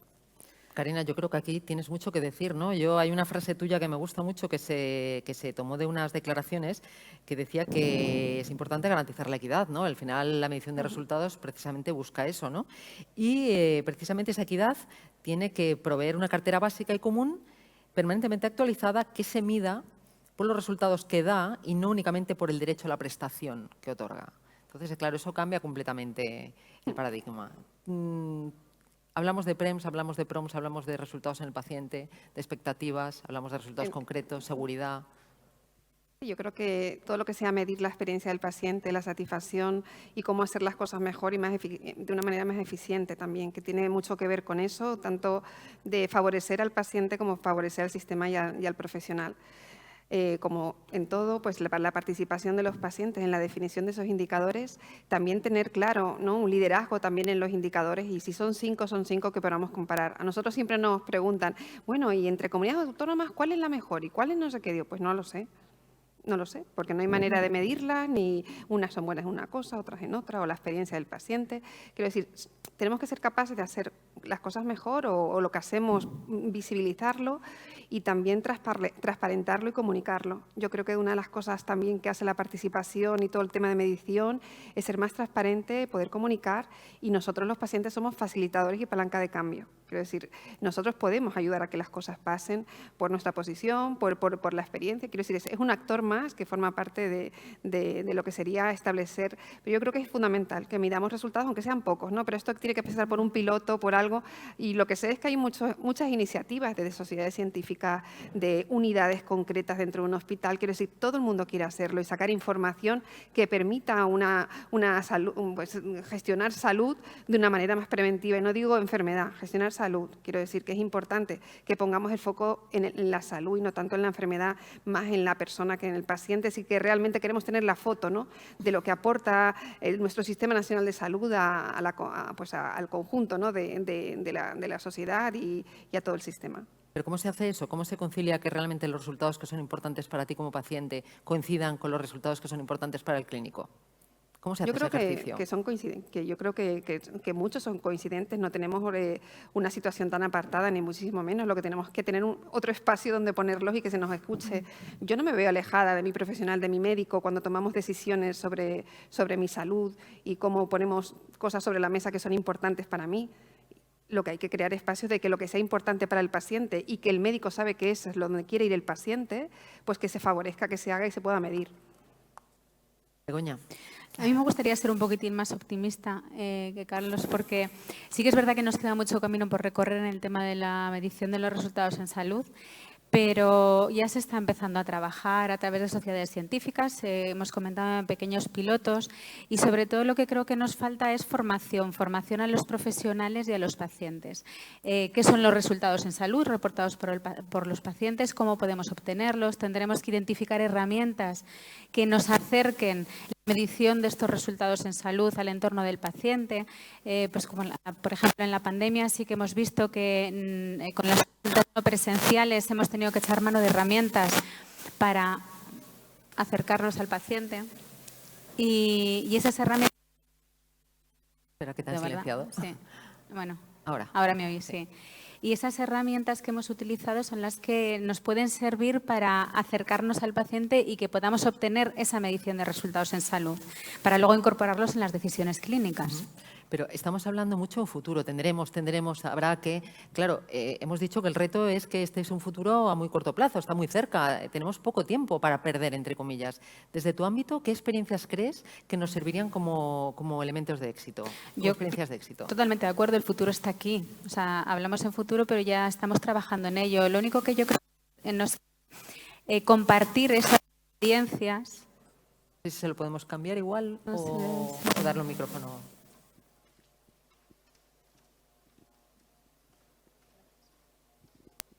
Sí, se me escucha ahora. Sí.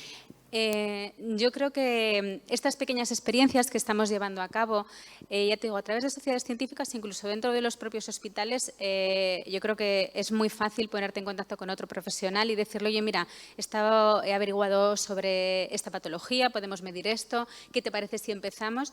Y así es como realmente podemos empezar a tener experiencia. Y luego lo que tenemos que hacer es compartir todo ese conocimiento que generemos, porque al final yo creo que nos va a ayudar a tomar decisiones importantes. Olga y Gloria, estamos muy acostumbrados a medir actividad. Parece que es un sistema muy sencillo, es muy objetivo, es muy claro, es comparable, etcétera, pero no es eso de lo que estamos hablando, ¿verdad? No. Bueno, no sé, tú no, como quieras. Bueno, es lo que medimos y la verdad que en esto gestores y profesionales están de acuerdo en que no es una buena forma de medir, porque lo que estamos haciendo es casi a veces forzar realizar actividades que no aportan valor y olvidarnos pues de aquellas actividades que realmente son las que benefician a los pacientes. Entonces, seguimos con ellos, es que esa es la realidad. ¿Por qué motivo? Pues porque no tenemos otros, pero está claro que son necesarios indicadores de desempeño que tienen que también voy a poner el listón muy alto, que tienen que representar el beneficio al paciente, que yo creo que eso probablemente incluso hay encuestas de opinión de los pacientes, de atención, porque no siempre el objetivo del profesional y del paciente coinciden. No tiene nada que ver, yo me doy cuenta de día a día, nosotros a veces estamos contentísimos porque le hemos puesto una prótesis pequeñísima y tal, y es genial. Y el paciente en realidad lo que valora igual es otro tipo de aspectos, ¿no? Entonces, indicadores que beneficien que muestren cuál es el beneficio para el paciente.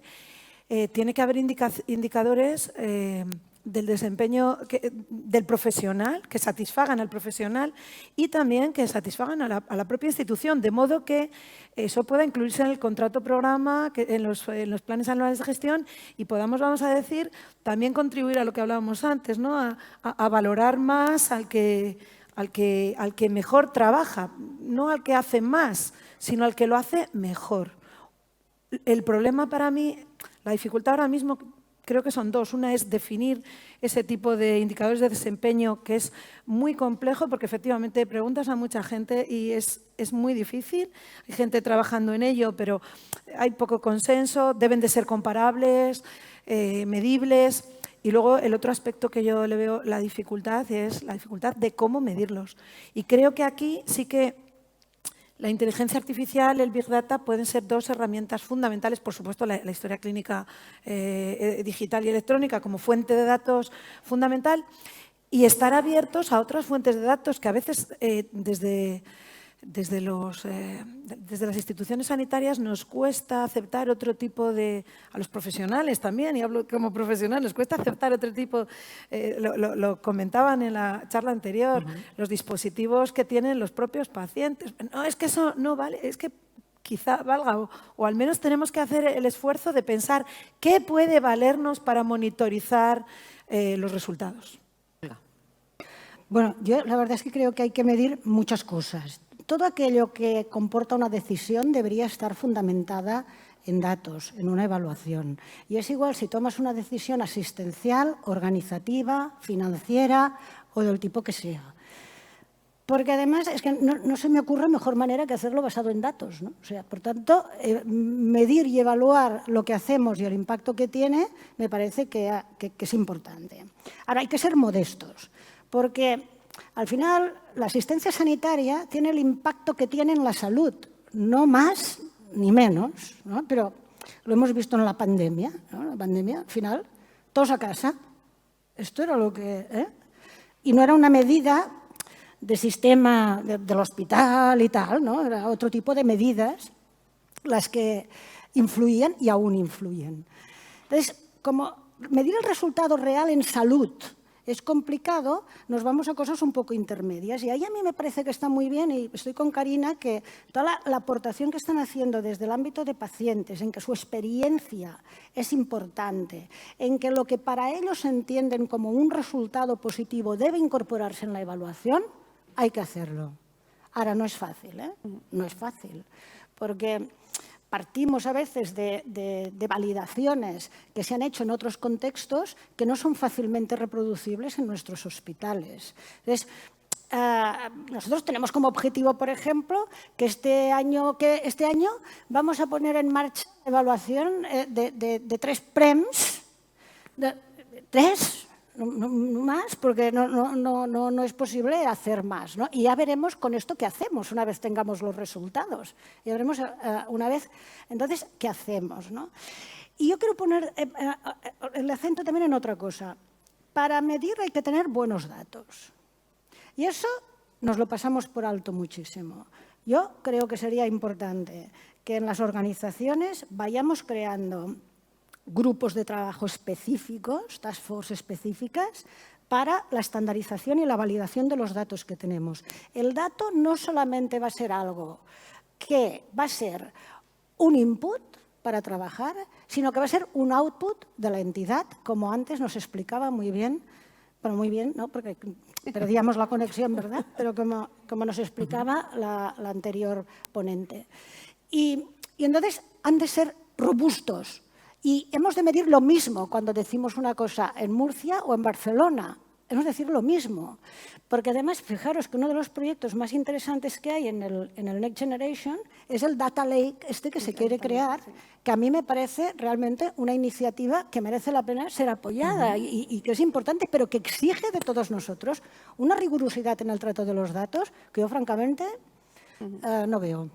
Hay una cosa que has dicho que es importante y es que, parece que está muy claro que tenemos que medir PREMS, además, no únicamente los PROMs, sino una parte también más subjetiva. Si el paciente no está contento con la atención recibida y con sus propios resultados en salud, parece que, bueno, pues que no ha sido exitosa la intervención. Pero tú has dicho una cosa, ¿y luego qué hacemos con esto? ¿Qué hacemos? Porque, claro, estamos incidiendo en que tenemos que evaluar, tenemos que poder comparar, etcétera. Pero luego, ¿qué hacemos con los resultados? Porque, claro, si el resultado negativo, ¿qué implica un resultado negativo en un aspecto de estos? Yo creo que este es un tema que lo hemos pensado poco, ¿no? Hemos pensado que tendremos unos estándares para compararnos y en este sentido sí que esto servirá, porque ver que hay gente que tiene mayor éxito en la experiencia del paciente o que tiene mayor éxito en resultados de valor para el paciente, en la medida en que nos podamos ir comparando, eso tenemos tiempo por delante, ¿eh? Pues hombre, lo razonable es que aprendamos de los buenos, ¿no? Y ostras, lo hacen bien en Murcia, pues vamos a ver qué es lo que hacen. Es decir, el hecho de que nos proporcionen benchmarks ya es un salto, ¿no? Ya nos ocurre ahora pues con estos benchmarks de IQVIA o en fin, de todas estas agencias que proporcionan en el manejo de datos, te comparan eficiencias y tal. Cuando ves a alguien que lo hace mejor, pues vas a ver cómo lo hace.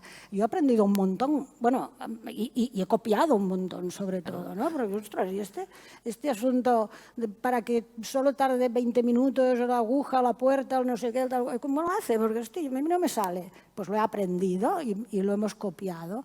Por tanto, yo creo que un primer valor será la comparación e ir a ver cómo lo hacen los demás. Luego será más complicado. Claro, porque medir implica un compromiso a posteriori. Es decir, hacer algo con eso que has medido, con esos resultados, ¿no? Y ese algo puede se llama suceder transparencia, ¿no? Sí, Es decir, se claro. llama transparencia, es fundamental. Transparencia de cara a los ciudadanos. O sea, lo que se mide hay que contarlo. Que es malo, yo creo que lo importante no es que el dato sea bueno o malo, sino saber de dónde partes para ver a dónde quieres ir.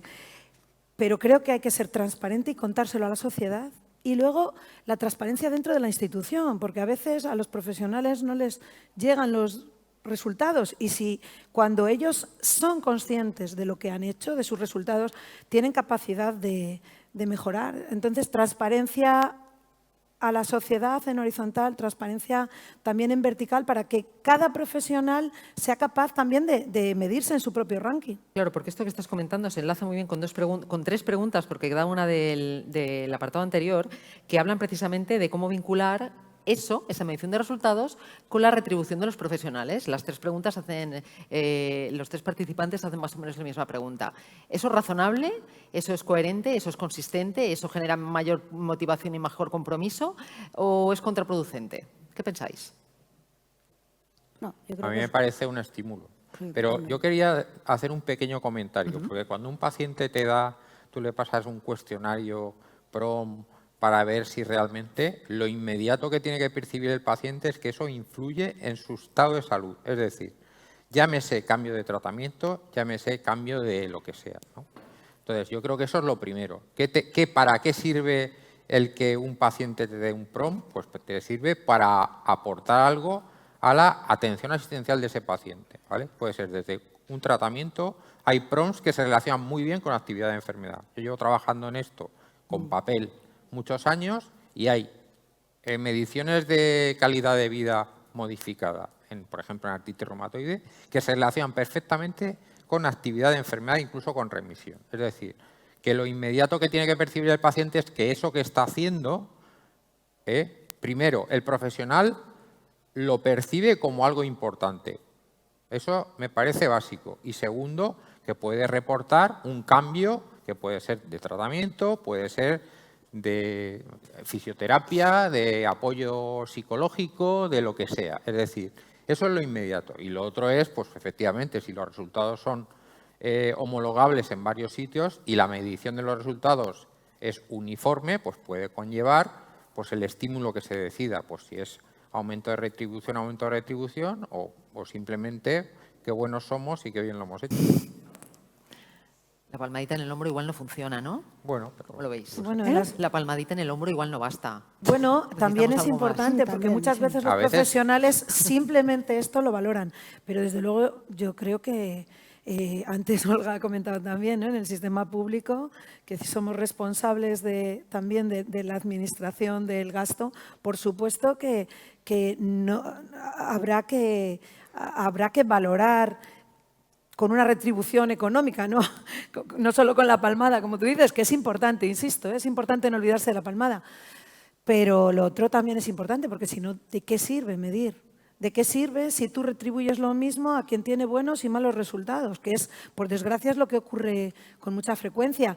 A los pacientes, si les tratas bien o mal, incluso simplemente desde el punto de vista del trato, y da lo mismo, ¿qué interés tiene hacer las cosas mejor? Y de esta manera, porque claro, aquí hablamos de equidad, ¿no? Porque si planteáis que realmente es importante esa retribución que sea consecuente con los objetivos y la consecución de los resultados, claro, tenemos que ser equitativos. Tiene que haber una equidad dentro de la organización, dentro de un centro hospitalario, por ejemplo. Tiene que haber una equidad a nivel intercentros también. Es decir, tenemos que conseguir un sistema que sea equiparable, que sea compatible entre todos, que no genere inequidades. Y claro, para eso hay que hacer un ejercicio previo de decidir nuevamente qué es lo que es importante medir, cuáles son los resultados importantes. Y claro, ¿cómo se llega a ese consenso? Vuelvo a la pregunta casi del principio, ¿no? ¿Cómo llegamos a ese consenso para plantearnos medir determinados PREMs, para establecer una parte variable retributiva que realmente sirva como elemento motivador? Claro, quizás el meollo está en el qué medimos. ¿No os parece? Sí, yo creo que hay bueno, esto está muy escrito y muy demostrado, ¿no? Aquello que se mide condiciona mucho aquello que se hace. Y eso, bueno, esto me parece que la literatura es abundantísima. Por tanto, en la medida en que mides algo, estás diciendo que aquello es importante. Si eso además, con la excusa de que has de pagar un incentivo o con la excusa que sea, es motivo de que un equipo determinado o una persona determinada se reúna, ya sea el equipo, ya sea con su mando inmediato, para ver cómo lo podemos hacer para mejorar, para tal, para cual, aquello añade valor. Si además luego lo puedes retribuir, que combates un poco eso que critican tanto los profesionales, que es la indiferencia. O sea, que todos somos iguales, hagamos lo que hagamos. O sea, que realmente permite además diferenciar, pues eso es otro valor que se añade. Por tanto, yo creo que aunque sea poca la diferencia retributiva que esto comporte, es importante para demostrar que nos interesamos por todos y cada uno de ellos de una manera diferenciada. Lo que también creo que es relevante es que cuando hay objetivos que determinan incentivos, la relación no es solo medir, la relación es medir, discutir por qué no sale un resultado y otro y ponernos a disposición para ayudar de que mejoren. No es solo una medición y recibes un premio o un castigo. Eso sí que me parece que es relevante, es un buen momento para poder hablar y deliberar y ver cómo lo podemos mejorar y en qué yo puedo contribuir a que tú mejores. La siguiente pregunta que nos hace Patricia Alonso yo creo que va dirigida más bien a Karina, Carlos y a Begoña, porque nos dice, los resultados están influenciados por el qué, por qué y para qué. Dice, ¿somos conscientes de que profesionales, directivos y pacientes podemos no estar de acuerdo? Sí, totalmente. Esto responde también un poco a la pregunta anterior. ¿Qué medimos? Pues probablemente, si nos preguntas a todos los que estamos aquí, serán respuestas diferentes, porque era un poco el enriquecimiento de la mesa, ¿no? Que teníamos ángulos diferentes. Entonces, pues tendríamos que llegar a un consenso y en ese consenso priorizar ahora mismo, en base a los objetivos que queremos alcanzar, por dónde tenemos que empezar. Entonces, yo creo que tendríamos que empezar a escuchar a los profesionales, a los pacientes, a los gestores, a los clínicos y averiguar qué es lo que queremos medir. Carlos y Karina, ¿qué pasa cuando no estamos de acuerdo? Vamos a ver, yo creo que Está claro que el paciente tiene la razón. yo lo iba a decir, ¿eh? No, vamos a ver, Eso lo está claro que si lo resuelve que todo queremos eso. medir es resultados en salud, hay que tener en cuenta lo que es de valor para el paciente. O sea, eso tiene que estar. Los indicadores de medición de resultados en salud, eso también está escrito desde hace mucho tiempo, están jerarquizados. Y bueno, pues está la mortalidad, la cirugía, una serie de indicadores, los indicadores están jerarquizados. Entonces, yo creo que nos estamos refiriendo concretamente a los que interesan al paciente. Yo creo que estamos refiriéndonos a eso. Yo creo que hay que ponerse Entonces, de acuerdo en eso es en lo que hay que ponerse de acuerdo, en los que interesan al paciente y que puedan tener utilidad para medir actividad de enfermedad, otra serie de cosas que también puedan interesarnos a nosotros. Pero hay que partir de los que le interesan al paciente, los que realmente valora al paciente como que son importantes. Las sociedades científicas quizá también pueden aportar, ¿no?, en este debate, porque este es un debate efectivamente complejo. Sociedades científicas, profesionales, gestores, pacientes, por supuesto. Y aquí lo que es fundamental es lo que hablaba antes Olga, la robustez del dato. Porque, Ahora vamos a hablar de tú no datos. puedes discutir cuando no cumples un objetivo Ahora entramos. si no tienes un dato serio, ¿no? Ahora vamos a hablar de eso. Karina, no sé si querías añadir algo más. Bueno, que Aparte la de que el finalidad, paciente los siempre tiene la resultados- razón, que ha quedado No, bueno, realmente claro. era un poco una broma, pero Ya, hombre. y los resultados en salud están centrados, tienen que estar centrados en las personas. Quiero decir, cómo va a repercutir la acción, ¿no?, la actividad en la persona y y además en su salud, en su vida, ¿no? Y cómo podemos hacer al final más eficiente y más eficaz el sistema. Quiero decir, va con resultados en paralelo, ¿no? Si mejora el paciente, mejoran sus resultados, hacemos más sostenible el sistema y eso va de la mano. Con lo cual, yo creo que no es solo por mirar al paciente, sino que el paciente, esos resultados repercuten directamente en que hagamos las cosas mejor. Y que también podamos reconducir situaciones. Yo creo que el profesional agradece, ¿no?, que pudiésemos medir cosas y los buenos profesionales seguramente aprecian, ¿no?, aquello que podamos mejorar y se beneficie el que trabaje mejor y que pueda al final reportar resultados, ¿no?, de sus pacientes. Y entramos en la tercera línea, que es importante porque para mí lo impregna todo, que es la transformación digital del Sistema Nacional de Salud. Pero claro, es un ámbito tan inabarcable, la transformación digital, que a mí me gustaría saber, desde vuestra perspectiva, desde cada una de vuestras perspectivas, ¿por dónde empezamos? ¿Por dónde empezamos? Quien quiera. Yo no lo sé. O sea, yo tengo que confesar que el tema de la transformación digital, estamos tardando. Quiero decir, yo no puedo entender que estemos con el 5G, ya no digo el 4.0, no, estamos en el 5G y la sanidad sigue donde estaba. O sea, hace muy poco tiempo que he dejado de escribir en papel. Entonces, no sé qué pasa, no sé por qué avanza tanto la actividad digital y la sanidad no avanza nada. No sé cuál es el motivo. Entonces, a eso no te puedo dar una solución. Lo que sí que digo es que estamos tardando porque, como tú has comentado, es la base de todo lo que queremos hacer. O sea, tenemos que tener datos, no podemos seguir. Ahora, lo que hemos avanzado es que ahora escribimos en un ordenador y no vemos la cara del paciente. Eso es en lo que hemos avanzado. De hecho, perdemos. Hay un estudio muy curioso que calcula el tiempo perdido por un profesional metiendo datos en el ordenador en una consulta. Y son 3 horas con 17.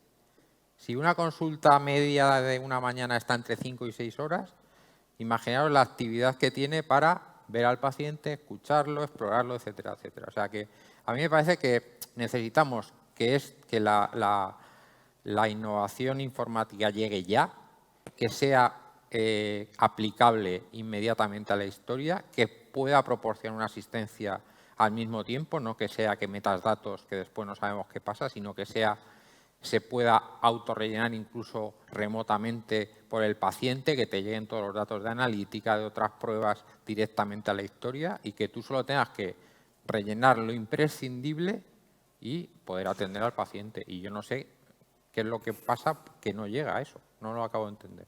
Karina, adelante. Bueno, yo creo que esto llega sí o sí, ¿no? Y hay mucho trabajo hecho por las comunidades autónomas que se está intentando, ¿no?, volcar todo esto. Y también hay un tema donde están los recursos. Los recursos de la Unión Europea nos ponen el foco claro en el plan de recuperación sanitario, en todo lo que sería fondos para interoperabilidad, todo el tema de medicina personalizada y el data lake que hablábamos antes, ¿no? Yo lo que pido dentro de todos esos proyectos que hay que se financien, que busquemos herramientas en las que nosotros también los pacientes podamos ser proactivos en nuestra salud y que realmente generemos marcos de relación profesional sanitario-paciente que nos permita incluso incluir cosas en la historia clínica, que nos permita ponernos ese contrato, ¿no?, que tenemos profesionales sanitarios y pacientes a la hora de abordar, ¿no?, pues cómo gestionamos mejor nuestra salud. Somos capaces de dar información sobre nuestra salud, un montón de aplicaciones que no tienen que ver con nosotros, que aportamos nosotros más de lo que nos beneficia en muchos casos, y por qué no hacerlo pues, fortaleciendo así con más datos al Sistema Nacional de Salud. Pero creo que nos lo han dado, quiero decir que viene un poco hecho, ¿no?, porque los recursos va a ir por donde vayan a ir los recursos. ¿Qué opináis las demás? ¿Cuál es la prioridad? Yo hablaría, y cómo no hacerlo desde una consejería, ¿no? Cuando yo era profesional decía todo lo que tú dices y lo sigo opinando. El problema, uno de los problemas muy graves es la rigidez del sistema, que además no lo digo solo en mi nombre, sino que dentro del grupo de trabajo en ANFOS salió por parte de los profesionales, se quejaron de la rigidez del sistema, los gestores a nivel de hospital también, y bueno, pues yo creo que esa es una realidad. Tenemos un sistema público tan rígido, tenemos una ley de contratos que trata de proteger la legalidad, y eso es fantástico, pero que a la vez hace que seamos tremendamente lentos. Entonces, en esto no es que vayamos lentos, es que efectivamente estamos en la prehistoria.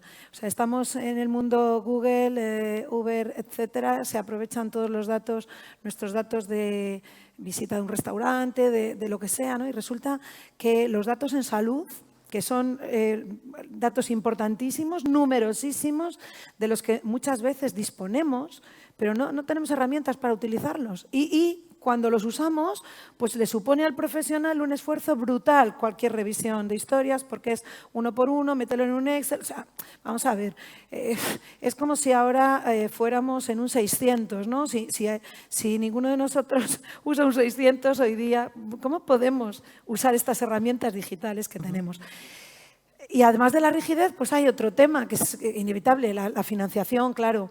Efectivamente, la financiación europea ahora mismo pues, es una inyección para la reactivación del sistema sanitario, pero realmente la transformación digital supone presupuestos multimillonarios. Quiero decir que si realmente queremos una salud 4.0 o 5G o como la queramos llamar, pues, y ahora también lo hemos oído todos a lo largo de la pandemia, los ciudadanos quieren reforzar atención primaria, quieren que se refuerce las instituciones sanitarias. Eso cuesta. ¿Estamos dispuestos a invertir en ello? Es decir, ¿estamos dispuestos a que más impuestos vayan a financiar una modernización absolutamente necesaria? Pues yo no lo sé. Tal vez que la clave sea donde ponemos la ambición, ¿no? Porque, Begoña, nuevamente en tu caso sí que tenemos casos de éxito, ¿no? Por ejemplo, en la prescripción y administración de fármacos con la interoperabilidad de la receta electrónica. Yo creo que es un buen ejemplo, tal vez, ¿no? Sí, es un ejemplo. Al final, después de mucho tiempo y una gran inversión económica, se ha conseguido llegar a esta interoperabilidad entre comunidades autónomas. Cualquier ciudadano puede recoger su medicación, se la puede dispensar en una oficina de farmacia diferente a la comunidad autónoma en la que reside. Esto es un claro ejemplo de que es posible, pero como se ha comentado, es clave la financiación y el tener una estrategia. Entonces, primero tenemos que averiguar qué es lo que queremos, cuál va a ser la estrategia a seguir y ver si tenemos financiación para llegar al objetivo que nos planteemos. Pero está claro que teniendo estas tres cosas es todo alcanzable. Y, Olga, tú estás inmersa en la transformación del Hospital del Mar y creo que ese es un elemento importante, ¿no? Sí, bueno, nosotros hemos entrado ahora en el Next Generation 64 millones para la ampliación del hospital, 64 millones de euros. Parece que puede salir, vamos, todo el mundo nos dice que esto va a salir, y incorpora transformación digital total del hospital y emisión cero en el 2030. Para la transformación digital incorporamos a los pacientes, precisamente a pacientes, sometimos un poco a consideración de ellos qué cosas, ¿no?, creían que podían tener sentido para ellos, qué cosas se habían de hacer primero. Y bueno, nos dijeron cosas como, bueno, yo quiero que me conecten el día que tenga la consulta con el autobús que voy a tener. O sea, cosas que no se nos habían ocurrido, ¿no? Y eran muy prácticas, realmente eran muy prácticas. Las hemos introducido en el proyecto y yo creo que va a pasar sí o sí. Es decir, puede ir más lento si no llega el dinero o puede ir más rápido, pero yo creo que va a pasar sí o sí. Evaluamos con pacientes también la experiencia. Claro, el COVID, como nos metió de lleno con la teleasistencia, evaluamos con los pacientes que tuvieron esta experiencia, que opinaban. Estaban más contentos los pacientes que los profesionales. Era una cosa sorprendente. Evidentemente, los pacientes prefieren sistemas de teleasistencia donde haya imagen y puedan ver a su clínico y sean sincrónicas que las asincrónicas sin imagen de consultas, ¿no? Pero bueno, nos dio una serie de ideas que recogimos en el proyecto. Yo lo que sí estoy de acuerdo es en lo que dices, lo que ella decía. Es verdad que esto no lo puede hacer el sistema público solo. Bueno, yo defiendo la colaboración público-privada porque es que es la única manera de resolver muchos de los problemas, de los grandes desafíos que tenemos delante el mundo en general, la sanidad, la educación o la seguridad o lo que sea. O sea, si la mitad del Producto Interior Bruto es público y la otra mitad es privado, no vamos a usar solo la mitad de los recursos para resolver los grandes desafíos. Es que es de sentido común. Por tanto, evidentemente, no sé si ha de cambiar la ley de contratos o la salud ha de posicionarse en otro entorno dentro de lo que es la administración pública, por decirlo de alguna manera, pero esto no lo haremos sin la industria, esto no lo haremos sin los grandes innovadores, esto no lo haremos sin empresas tecnológicas y trabajando codo a codo. Y yo creo que esto nos lo hemos de meter en la cabeza. Sí, a partir de ese... A ver, ANFOS lo que pretende también es un proceso reflexivo, no únicamente donde queremos llegar, ver la distancia que nos queda hasta ese destino, sino una vez que lo tengamos, ¿qué hacemos con ello? ¿No? Al principio, con el tema de la profesionalización, yo os preguntaba, bueno, ¿y qué hacemos con toda esa gente que tiene ideas y que quiere gestionar? Con el tema de los resultados, un poco lo mismo. Cuando los tengamos, ¿qué hacemos con ellos? ¿No? Cuando alcancemos esa transformación digital, que vamos a disponer de una cantidad de datos ingente, ¿qué vamos a hacer con ellos? Porque, claro, la pregunta es, ¿las organizaciones disponen de los profesionales necesarios, profesionales expertos en los análisis masivos de datos o análisis de datos masivos? Tal como estamos ahora, ¿realmente vamos a poder sacarle partido a esa barbaridad de información que vamos a tener encima de la mesa? ¿Qué tenemos que transformar además para que una vez que tengamos esos datos, realmente seamos capaces de hacer cosas concretas con ellos? Bueno, ya existen ejemplos, ¿no? Por ejemplo, hay científicos de datos incorporados a equipos de profesionales de análisis, por ejemplo, de medicina personalizada, de genes, en fin. Mejor dicho, empiezan a existir algunos profesionales expertos en datos ayudando a lo que es todo el diagnóstico de enfermedades raras, insisto, medicina personalizada, medicina basada en los resultados para indicar una terapia concreta con una diana génica. Entonces, insisto, empieza a haber, pero reconozco una vez más las ineficiencias del sistema público y las rigideces, que es que como ese tipo de profesionales no existen en los catálogos de profesionales del sistema público, pues a veces hay que contratarles con otro tipo de figuras, ¿no? Es decir, que la administración también tiene que adaptarse a los nuevos profesionales que van a ser imprescindibles, que ya lo son. Ingenieros de datos, estadísticos, hay biólogos ahora mismo expertos. O sea, ahora mismo lo que hay es profesionales, pues biólogos o otro tipo de profesionales de la salud, farmacéuticos, que se han hecho expertos en ese tipo de análisis. Pero probablemente con el tiempo va a haber ingenieros especializados en biomedicina. Ya existe, ¿no? Ya existen los bioinformáticos. Claro, lo que pasa es que con el tiempo que tarda esas transformaciones en incluirse en la administración pública, yo insisto, estamos hablando del 2025. ¿Somos realistas? ¿Tenemos los pies en el suelo? Yo creo que los hospitales, al final, quiero decir, a nivel de gran gestión hay cosas que no se pueden hacer porque vamos a decir que la ley es muy rígida. Pero creo que afortunadamente, Olga lo decía al principio, afortunadamente la realidad del día a día de un hospital significa adaptarse a las necesidades de pacientes y de profesionales. Y afortunadamente sus gestores creo que son muy inteligentes.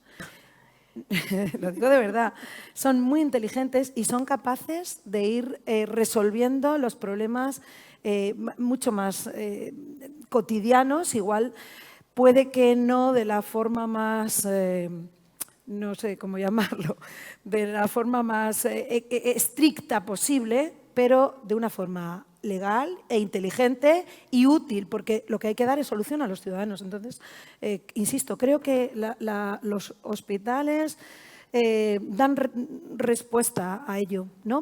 Han salido ¿Qué muchas pensáis? cosas esta tarde, pero a mí hay una pregunta que me la estaba guardando para el final, porque yo creo que como conclusión, que vamos a acabar ya, era interesante y me la estaba guardando ahora, ¿no? Hay una pregunta que dice, bueno, al principio en el mapa de metro hablamos del consenso, el consenso necesario para esa construcción de esa realidad nueva, ¿no? O sea, una cosa es, en fin, lanzar un brindis al sol y otra cosa concretar lo que queremos, cómo lo queremos, cuándo lo queremos y qué vamos a hacer con ello, ¿no? O sea, hay que ser muy, muy concretos en el consenso. Y Olga Rodríguez nos pregunta, ¿creéis que 3.000 directivos en este Congreso tienen suficiente peso para que se logre el consenso nacional necesario para la transformación digital? Y podemos extrapolar esta pregunta a todo. ¿Creéis que realmente el hecho de que haya 3.000 profesionales de diferentes ámbitos con los pacientes que forman parte de este Congreso nos coloca en una posición que no podemos desaprovechar? Aparte de decirme que sí, que ya me imagino. Yo creo que es una gran oportunidad, ¿no? Llegar a ese consenso entre los gestores y en este caso en el marco de este Congreso, creo que es un paso adelante y necesario además. El cambio va a producirse y es necesario que estemos de acuerdo en ciertas cosas y que hagáis de palanca, ¿no? Y que podamos hacerlo conjuntamente. Los demás. Pero yo creo que el consenso se hace. Siempre cuando hablamos de consenso, no sé, nos miramos a los políticos y decimos, hostia, vaya palo que nos ha caído, ¿no? Con esta época que solo hace que se peleen, ¿no? Y yo creo que los consensos, sí, efectivamente es importante que se despartidice las grandes políticas, ¿no? Porque al final la salud es una política pública. O sea, yo creo que lo correcto no es despolitizar, sino que no se utilice de una manera partidaria para atacar al adversario, ¿no? Ese es lo que seguramente nos fastidia. Pero creo que los consensos se establecen precisamente pues, en marcos profesionales, se establecen en órganos de gobierno donde haya gente que no esté por la afiliación política, sino porque forma parte de una sociedad civil destacada, se establece pues, en las sociedades científicas y se establecen en espacios donde nos encontramos gente que venimos de sitios muy distintos, con profesiones muy distintas y en ámbitos de trabajo muy distintos. Y poco a poco, todos, ¿no?, vamos empujando a que las cosas consoliden. Nosotros solo 3.000, porque hay 3.000, no, pero vamos a ser una gota más, claro, sí. Muy brevemente, vosotros tres, ¿creéis que esto puede cambiar el curso de las cosas, este encuentro? Muy brevemente, nos queda un minuto. Yo es que soy muy, muy pesimista, ya me lo ha dicho Begoña. ¿Tú crees que hay que pico y pala? Pico y pala y después Olga ha dicho una cosa que es muy interesante, pero los políticos siguen influyendo en estas cosas. Y conseguir consenso en la situación en la que estamos ahora, como tú has comentado, es complicado, es bastante complicado. Que un nivel por debajo de los políticos consiga gota a gota llenar el vaso, es posible, pero va a costar mucho tiempo. Gloria y Begoña, muy brevemente, por favor. ¿Qué opináis? Yo creo que sí que es una oportunidad que tenemos de compartir experiencias y sí tener una voz que pueda llegar donde nos escuchen y decir un poco lo que queremos que sea la sanidad en 2025 y como hemos comentado en toda la sesión, ya estamos tarde, con lo cual nos tenemos que poner a trabajar ya. Gloria. 3.000 personas en un congreso son muchas personas, tiene peso, pero todavía tiene más peso la opinión de una sociedad científica. SEDISA lo es, ¿no? Este es un congreso auspiciado por SEDISA. El informe ANFOS yo creo que tiene su valor precisamente porque está respaldado por una sociedad científica y la verdad que sí que creo que a los políticos sí que les presiona que una sociedad científica empuje. Bueno, pues vamos a concluir esta tarde. La verdad es que podríamos haber hablado muchísimo más. Yo lo creo, una cosa importante que se desprende es que no podemos dormirnos, que tenemos mucho trabajo, que tenemos que ejecutarlo y aunque tengamos una hoja de ruta que yo creo que es muy válida y es muy consistente, ahora el esfuerzo tiene que ser en trabajarla, llevar a cabo todas aquellas acciones que nos permitan conseguir ese resultado final y sobre todo tener muy claro qué hacemos después una vez que hayamos conseguido esto. Por mi parte, agradecerles estas 2 horas y solamente pedirles que se queden porque a continuación va a dar lugar la clausura de esta jornada que ha sido muy interesante y bueno, gracias a ustedes y gracias a los ponentes.